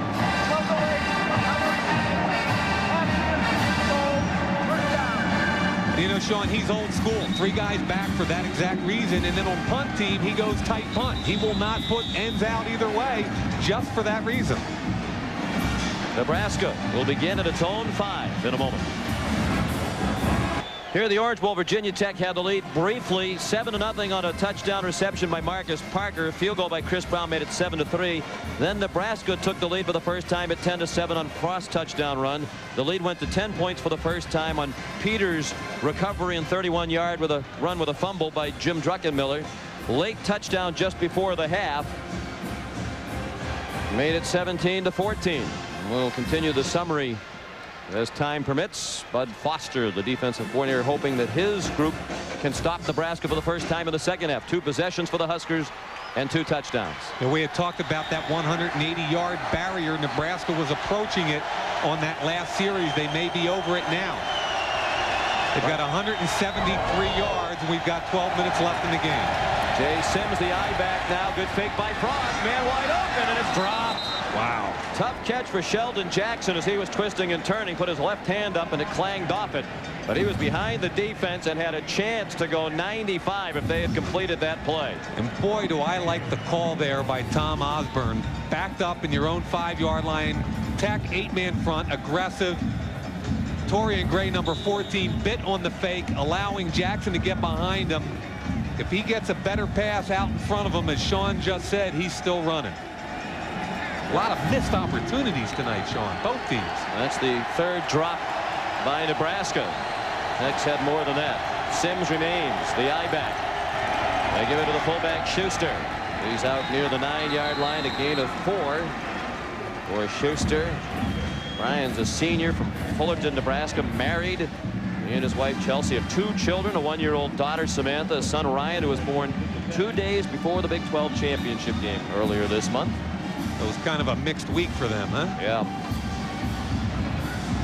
He's also the cousin of former Husker quarterback Jerry Godowski. There's a big play upcoming right here. Virginia Tech could use 3 plays and a punt with the clock running under 12 minutes remaining, and with Nebraska leading by 10. 3rd and 6. Frost throws, first down, and almost breaking free was Chevin Wiggins. He was tripped up by Keon Carpenter, or that might have been a lengthy play. Nice job by Scott Frost. He had 2 receivers in that route. He looked off to the wide guy, came back across his body to Chevin Wiggins. And as you just said, Sean, that's a key first down here. Good job coming back across his body, spotting Wiggins. He did a good job looking off Pearson Prelo. 3 catches for Wiggins, all of them on 3rd down. Clock under 11.5 minutes remaining now. Frost has an alley, and he's close to another first down. This Nebraska offense has been unstoppable here in the second half. Myron Newsom and Torian Gray made the play on Frost, and they are going to measure. You know, when you ask people about the Nebraska wide receivers, they all start off by saying, boy, can they block. And on that play on the option, the split end, Brendan Holbein from the left side of your screen will come in, make the key block on Simonis right there. That's Kenny Cheatham, excuse me, on Simonis. Simonis had quarterback, and once he's eliminated, they've got to get a quicker replacement by the corner. Frost came up about a foot short of the first down. Frost struggled at the start of the season, as you might expect. Hadn't played much football since his senior year in high school. Spent a couple of years at Stanford as a backup to Steve Stenstrom, then sat out a year as a transfer. He's got much better as the season has gone along. he felt that he was unfairly made a scapegoat earlier in the year, particularly after the loss against Arizona State. He said, I didn't play very well, but a lot of guys didn't play very well. See, the problem is they're comparing him to the guy that just left, who was a special football player by the name of Tommy Frazier. That's an unfair comparison for a guy in his first year as a starter.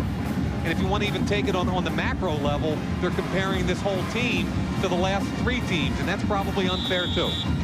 Also comparing Cross to Brooke Behringer, the former Husker quarterback who was killed in a plane crash in April. You see the number 18 decals on the back of the Nebraska helmets. They've dedicated this season in the memory of Brooke Behringer.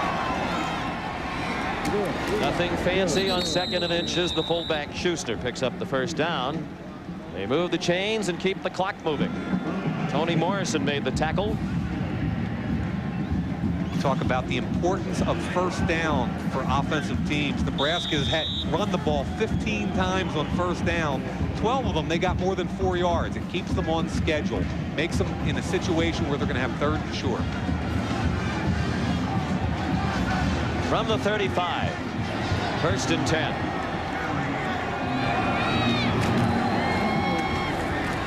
Jay Sims.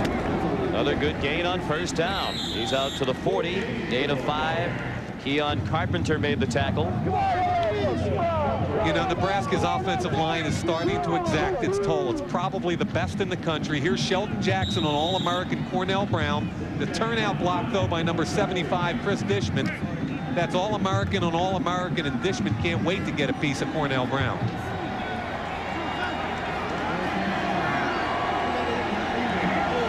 Full house backfield now, and the pitch back to Sims. He goes out of bounds, close to another first down. At the 46-yard line, he appears to have the first down. Myron Newsom knocked him out of bounds. They've had 2 long drives already this half. Here comes the 3rd. Good blocking, the pitch, and here comes the block by number 28, Schuster. Sims in behind. And Sean, you can really see this offensive line from Nebraska really starting to take control of the football game. Nebraska has not been stopped here in the second half. 59, Hesku's really the key guy. It allowed them to move Taylor from center back to guard and Dishman from guard to tackle. His development as a center over the year allowed them to make the move. Timeout called by Virginia Tech. They only have 1 remaining, and they're down by 10.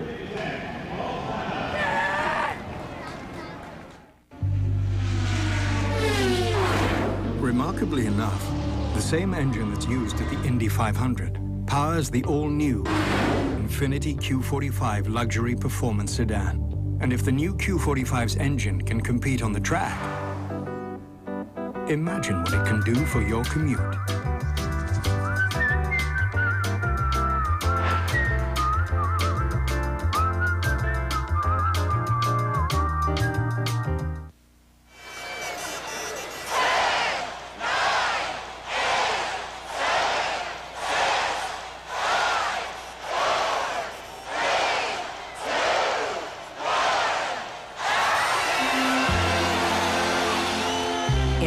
Start your New Year's diet. So include the Kellogg's Special K breakfast and make up for the way you ate this holiday season. Kellogg's Special K. Lose the holiday fat. Excuse me, think your disposable razor shaves as comfortably as his Gillette Sensor XL? Yeah. Well, try Sensor XL. It'll change your mind. After 1 shave with Sensor XL, we bet you don't go back. Because only Sensor XL has protective microfins for extra comfort. Whoa. And self-adjusting blades for extra closeness. Disposables don't. And Sensor XL gives more shaves per blade than any disposable. Excuse me. Take the Sensor XL challenge. Bet you don't go back to disposables. Hey, I want my Sensor XL back. Hey, hey! More than 7 million Americans trust their retirement savings to Fidelity Investments. One reason is our passion for helping people realize their retirement goals. In fact, our retirement specialists will happily guide you through all your investment options, day or night, to help you plan for a secure, comfortable retirement. And that should be a great comfort to you right now. Visit our branches or our website, or call 1-800-FIDELITY for a free retirement planning guide. Total yardage still in favor of Virginia Tech, but Nebraska is starting to pile up the rushing yards. 119 of the 200 here in the second half, and we still have 10 minutes and 11 seconds remaining. And the big play in the game remains the only turnover committed by either team. The fumble by Druckenmiller, which was run in by Jason Peter for 31 yards. And we've got a 10-point game now. Nebraska started this drive on its own 5. It's hard to go 95 without making a mistake. 8th play of the drive. 1st and 10 at their own 46. Virginia Tech has burned 2 timeouts. Hokies have only 1 remaining.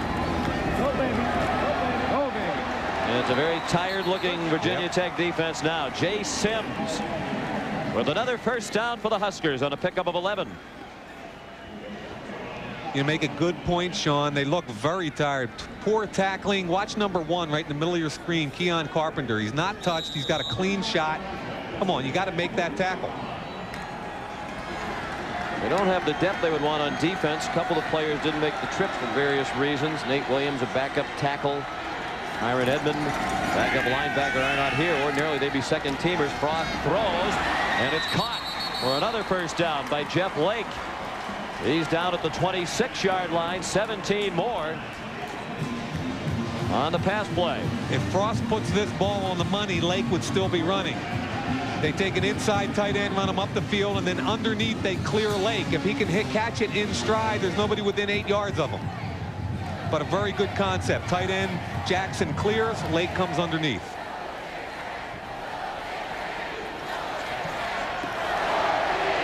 Lake's a former walk-on. Tom Osborne's had great success with walk-ons over the years.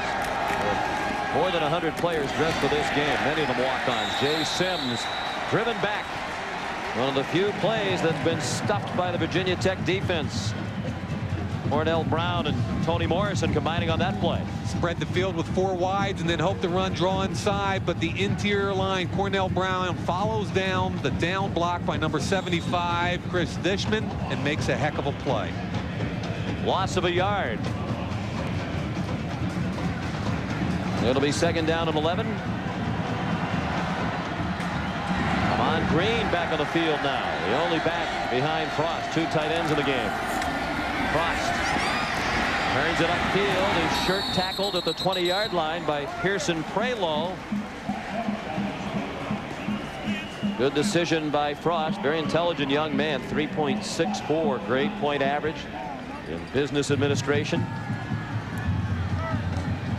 2 plays are killing Virginia Tech right now. The counter and this one right here. Here's speed option. Good decision by Frost. Holds onto the football, picks up more good yardage. And Sean, this is just a classic drive that started on their own 5-yard line.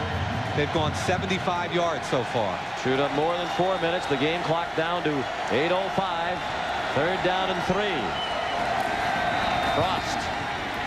Simonis didn't contain him. Frost throws to the end zone, and it's incomplete. Another man open, another pass off fingertips. Rashawn Jackson was the receiver. Keon Carpenter had the coverage, and Nebraska will opt for a field goal try. Man, I really like the call, but you got to convert when a guy's this open. What's going to happen is number 34 for Rashawn Jackson after play action is running the post. Everybody goes this way, quarterback comes back. You got to hit Jackson when he's this wide open. There's the play fake. Look at him down the middle of the field. 5 yards of separation. The ball's thrown late, but it still should be caught. Chris Brown trying a 37-yard field goal out of Turman's hold, and it is good. A sophomore from Southlake, Texas, Chris Brown, gives Nebraska its largest lead of the night. Now 13 points at 34-21. In its 16th Orange Bowl, Virginia Tech in its first. The Huskers lead 34-21. Nebraska 6-9 all time in the Orange Bowl. Only 2-7 under Tom Osborne, but they'll always remember their last appearance here as they won their first national championship for Coach Osborne. Chris Brown's kicked off, downed again. That's the 5th time that's happened. Sean Scales took a knee. That was a big field goal instead of a touchdown, which it easily could have been, because now Virginia Tech is still within 2 touchdowns, and as we've seen, they can score quickly. And bottom line is you're down 13 with 7:52 left. 2 touchdowns wins a football game, so there's plenty of time but it's got to start here scoring, but then it's got to be transferred to the Virginia Tech defense because they've got to stop people. Now the shotgun. And they shift once again into the eye. Parker and Oxendine. Druckenmiller running away from Tomic. Took it down and threw, and it is incomplete. Mike Minter looked like he was going to have an interception, but he couldn't hang on. Bad decision by Druckenmiller, but I don't think we haven't seen a defensive back or a wide receiver catch a pass all day, have we? If he caught that, both teams would try to move him to their offense. Bootleg. Druckenmiller makes a poor decision. Laid back across the middle. You never do that. It looks like, though, maybe in all fairness, I think the ball was tipped by 28 Jamel Williams right there, and that's why Minter didn't catch the football. So we got to give him a break there. Sorry, Michael. Going to the Senior Bowl this year along with a bunch of his teammates. Very religious young man. He grew up in Lawton, Oklahoma. He said, I was always a Nebraska fan. I used to drive my friends and family crazy in the Nebraska-Oklahoma game every year. I cheer for Nebraska. Just something about that red and white. Had to play here. And Druckenmiller's coming to the sideline. Looks like the trainer pointed to his eye. He probably has a cut. Once they stop the game, he's got to come out. They've got to bring another guy in unless they want to burn their final timeout. Al Clark is the backup quarterback. Last year in the preseason, Clark and Druckenmiller had a spirited battle to see who would be the #1 quarterback. Druckenmiller won the battle, and as a result, the Hokies have had 2 excellent years. Jim Druckenmiller has missed on his last 4 pass attempts.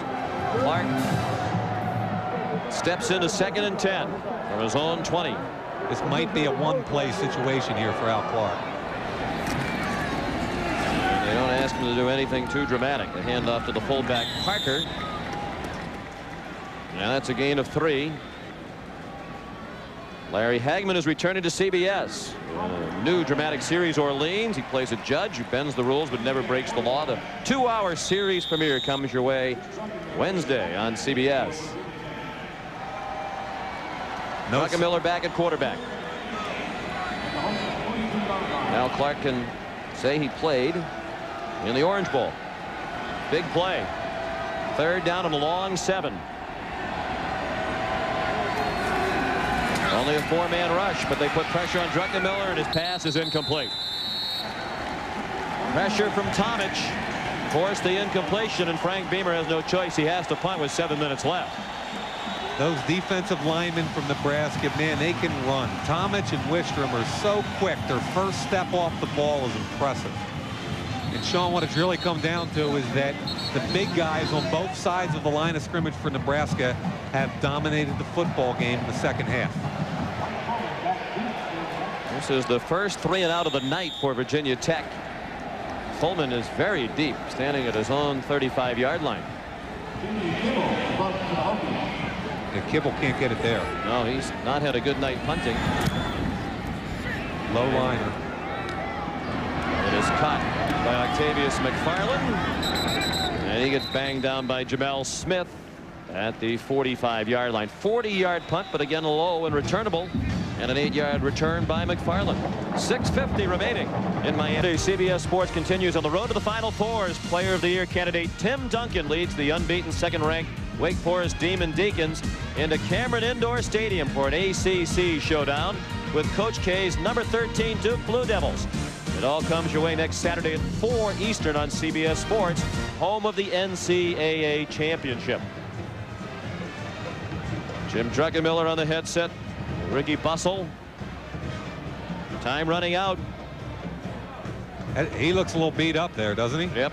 He's been under siege all night. I'll say. And he's stuck in there just like Ricky Bussell said he would. He took every hit. A game of field position. And Nebraska's had a great edge. And fresh legs from Ahman Green. And he's all the way down to the 33-yard line. Antonio Banks brought him down after a gain of 22. Fresh legs, you're not kidding, man. All of a sudden you got an all-American type tailback in the game late in the 4th quarter with fresh legs. Great job by Zadiska and Anderson. The right guard and tackle here and here. They're going to pull out Good job by Zadiska. Now Green gets in behind Anderson, breaks the tackle once again of Torian Gray in the open field. He is a bear. When he's fully healthy, he's the fastest player on the team. Clock at 4:34 in the 40. This is 4th carry of the night.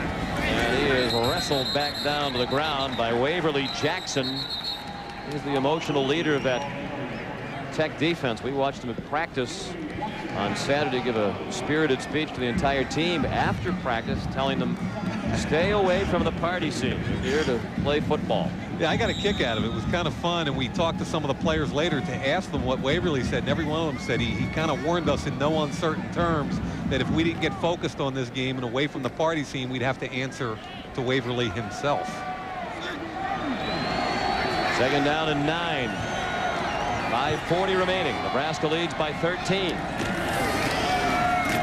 Green, no big surprise there. Loose football, and it's recovered by Nebraska. Looked like Rashawn Jackson, the tight end, fell on the fumble. Nebraska has not turned it over tonight. Frank Beamer really needed one there. See, Almost got it. That's the downside to a guy like Green, who has missed a couple of games, has not practiced hard, is not used to the contact. Sure, he's got fresh legs, but he's also not used to protecting the football in a physical game. There's a good hit in there, too. Rare 3rd down and long now. 3rd and 8. 5 minutes remaining. Some confusion from Nebraska. You saw Tom Osborne hollering a moment ago. Frost is going to throw, as all day. Has a man. The tight end has a 1st down. Sheldon Jackson down at the 20-yard line. A big conversion on 3rd down and 8. Nice job looking out to the sidelines to his 2 wide receivers and waiting for Jackson to come in, working the middle underneath. Good play call by Tom Osborne. He calls the plays, and the mix of plays tonight has been very impressive. They scored 34 points on an outstanding defense. They made it look easy here in the 2nd half. Green still at I-back behind Makovica. Frost in trouble. Gets away from Engelberger. But not from Simonis. And he compounded the problem by failing to get out of bounds. Clock stopped with 4:15 remaining. Failing to stay in bounds, I should say. Let's go down to Dave Logan. Okay, Sean, just want to get you caught up on quarterback Jim Druckenmiller. He lost the contact apparently, and what they've done is the trainers here have found him a new one, so he's good to go. So if they ever get the football back, he will get one last shot in the game tonight. Sean? And he's hoping for that shot as he looks up at the clock.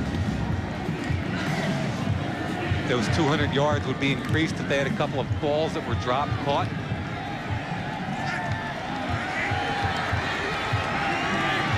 Second and 11. And off to the fullback, and Makovica gets stumped. That's a loss on the play. About a half a yard. That'll take the clock down under 4 minutes remaining. That's a big stop right there, and they need another one on 3rd and 11 to force a field goal. And then they need one of those big special teams plays we've been talking about all night, because once it gets to 16, then it gets even tougher. You need 2 touchdowns and two-point conversions just to get it into overtime. 3rd down and 12, 7th play of the drive. Frost has a lot of running room. Frost inside the 10. Touchdown. Great run by Frost.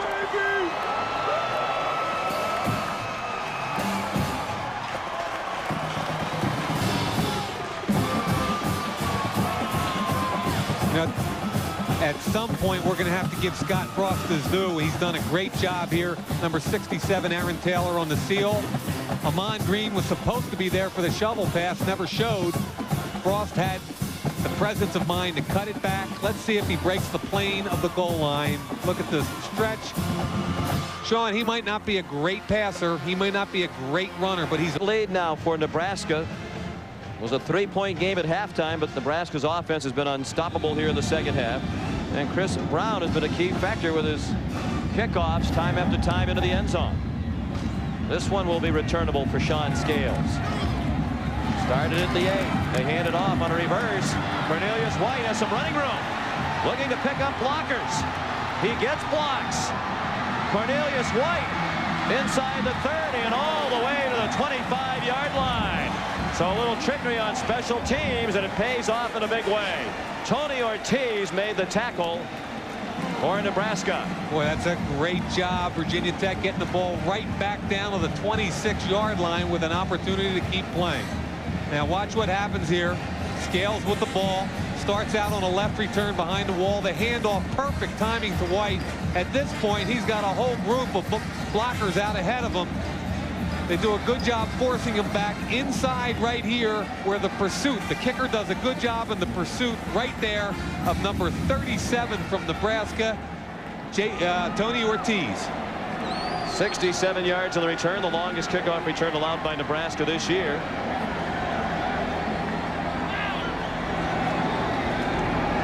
Druckenmiller operating out of the shotgun. 4-man rush. Druckenmiller throws with a man open. The defender slipped down, and Stewie slipped down as well while making the catch, but he has a first down to the 10-yard line, and Tech will go without a huddle. Wow. Michael Minner fell down. If Druckenmiller hits him in stride, that's 6 points in one play. Clock stopped momentarily while they moved the chains. Now it'll run under 3 minutes on this play. Druckenmiller flushed and throws it over the head of Oxendine.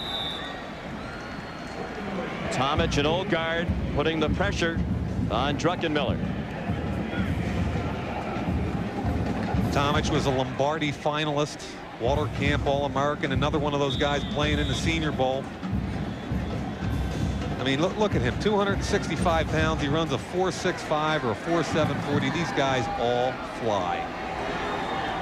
2nd and 10. Inside handoff. Cut back Oxendine. He appeared to trip over his own man.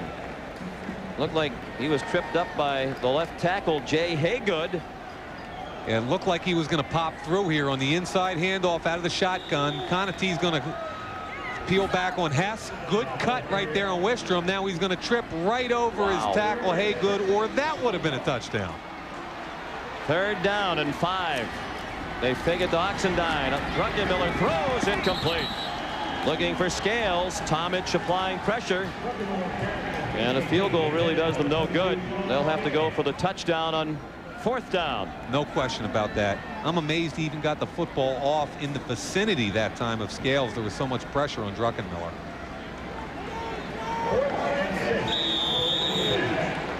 They're really coming after him now. They're going to have to do something, get rid of the football quickly because they're putting so much pressure on him. 4th down and 5. They could get a first down very close to the goal line. Druckenmiller has a lot of time. Throws a strike incomplete. Intended for Gildersleeve. Mike Fullman broke it up. And the Nebraska defense holds after the long kickoff return. And they take over with 2:18 left, and Virginia Tech in possession of only 1 timeout. Excellent coverage by Fullman at 5'7", 170. This time they only rushed 4. Druckenmiller had time, but they played a bracket. 3 defensive backs on 2 wide receivers. Watch the drive on the football by Fullman and Gildersleeve. Even if the ball's caught, it's not a first down. Like excellent Fullman job. Had the right arm on the back when the ball was coming. He wanted to make sure he didn't see a flag. New quarterback for Nebraska. Matt Turman, the senior from Wahoo, Nebraska. Hands it off to Amon Green. He's out to the 13. There's Turman, who's appeared in 9 games during the regular season. Now he's listed at 5'11", but we saw him out at practice next day. He was standing next to our producer, Mike Arnold, who can't be more than about 4'8". Oh, no. And I don't think he was taller than him. Wow. What do you think? I always thought you and Mike Arnold were good pals till that. 2nd and 4. 5'11" for Turman is probably a little bit generous. 185. Green picks up a first down. Tomorrow on CBS, the Southwestern Bell Cotton Bowl Classic. K-State and BYU. That's at 1:30 Eastern Time. Followed by the Tostitos Fiesta Bowl at 8. as Penn State takes on Texas.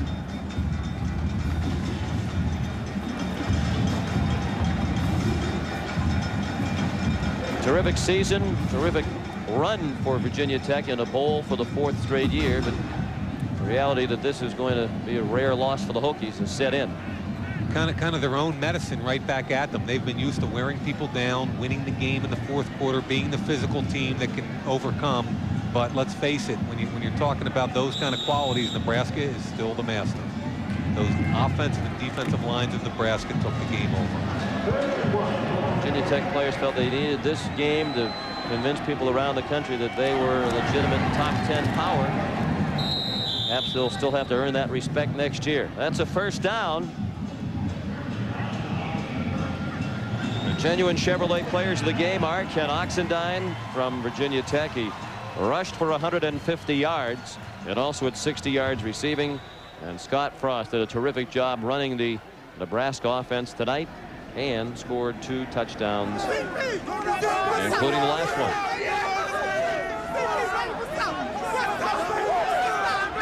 Well, we wondered how ready Nebraska would be to play. The players said we're ready, and they played hard and well tonight. Interesting, Jason Peter told us about the phone call he had from his brother Christian Peter. Christian Peter said, when I came to Nebraska, they had a reputation of being a team that would win a lot of games but never win the big game. The 2 national championships. You can't take it back like that, baby. I took it back for 6. Yes, he did. He said the 2 national championships did away with that, but if they lose the Big 12 championship game and then the bowl game, 2 games they're expected to win, Christian Peter's concern, as he expressed it to Jason, was people start saying again, there goes Nebraska, can't win the games at the end of the year. Right.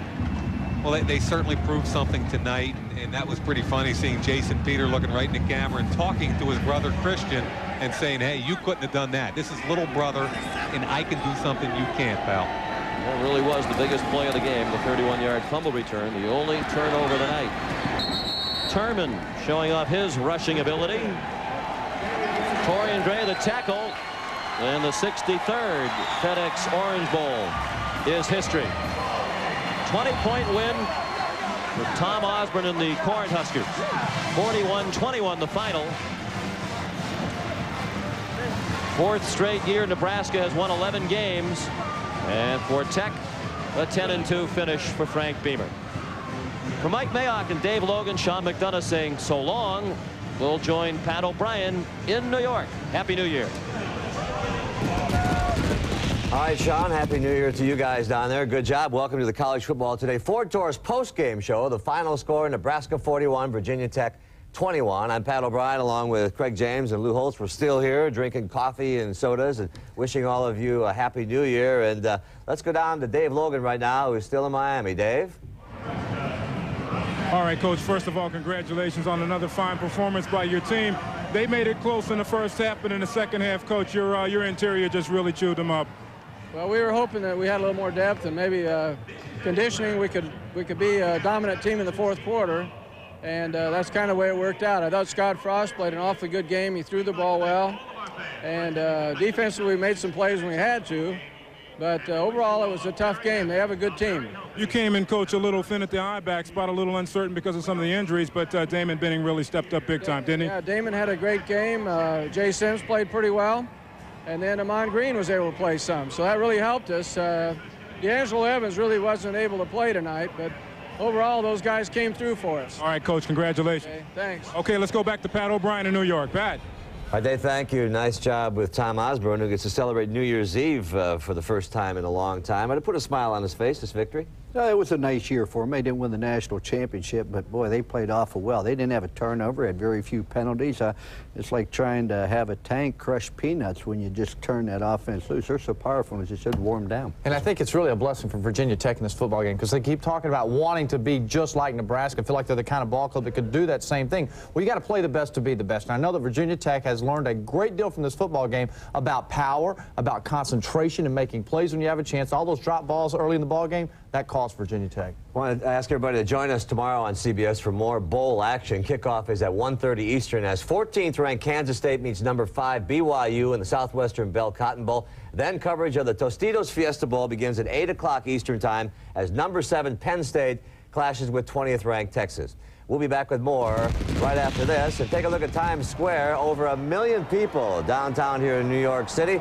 Getting ready in just over an hour on the East Coast anyway to welcome 1997. We'll be back after this.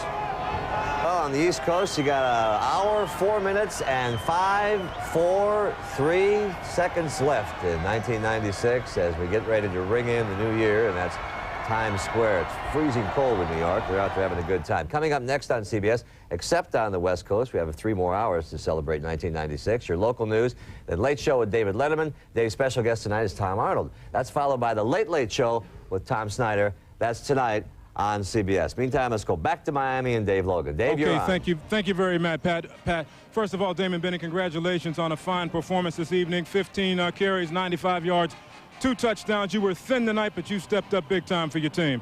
Yeah, I think that the coaches told us all week long that they were going to go at the guys that were able to practice hard and go full speed. And Jay and I knew that we'd have to shoulder the load. And it felt really good being a co-captain and a senior to help put my team in position to play well. Virginia Tech, they've got one heck of a defense. First half, they played you tough, but in the second half, your interior linemen just really chewed them up and opened up some big holes for you. Yeah, Coach Osborne worked us so hard these last 2 weeks, and we came down here early to get in shape and work hard, and we're in pads 5 days, and that's a lot for a bowl game. And he knew that we could wear them down if we kept it close in the second half, and we did. Okay, excellent performance tonight. Hey, thank you. I appreciate it. Damon Benning, let's go back to Pat O'Brien in New York. Pat. All right, Dave, thank you. We're counting down here in the studio as well, and we'll be back with more after this.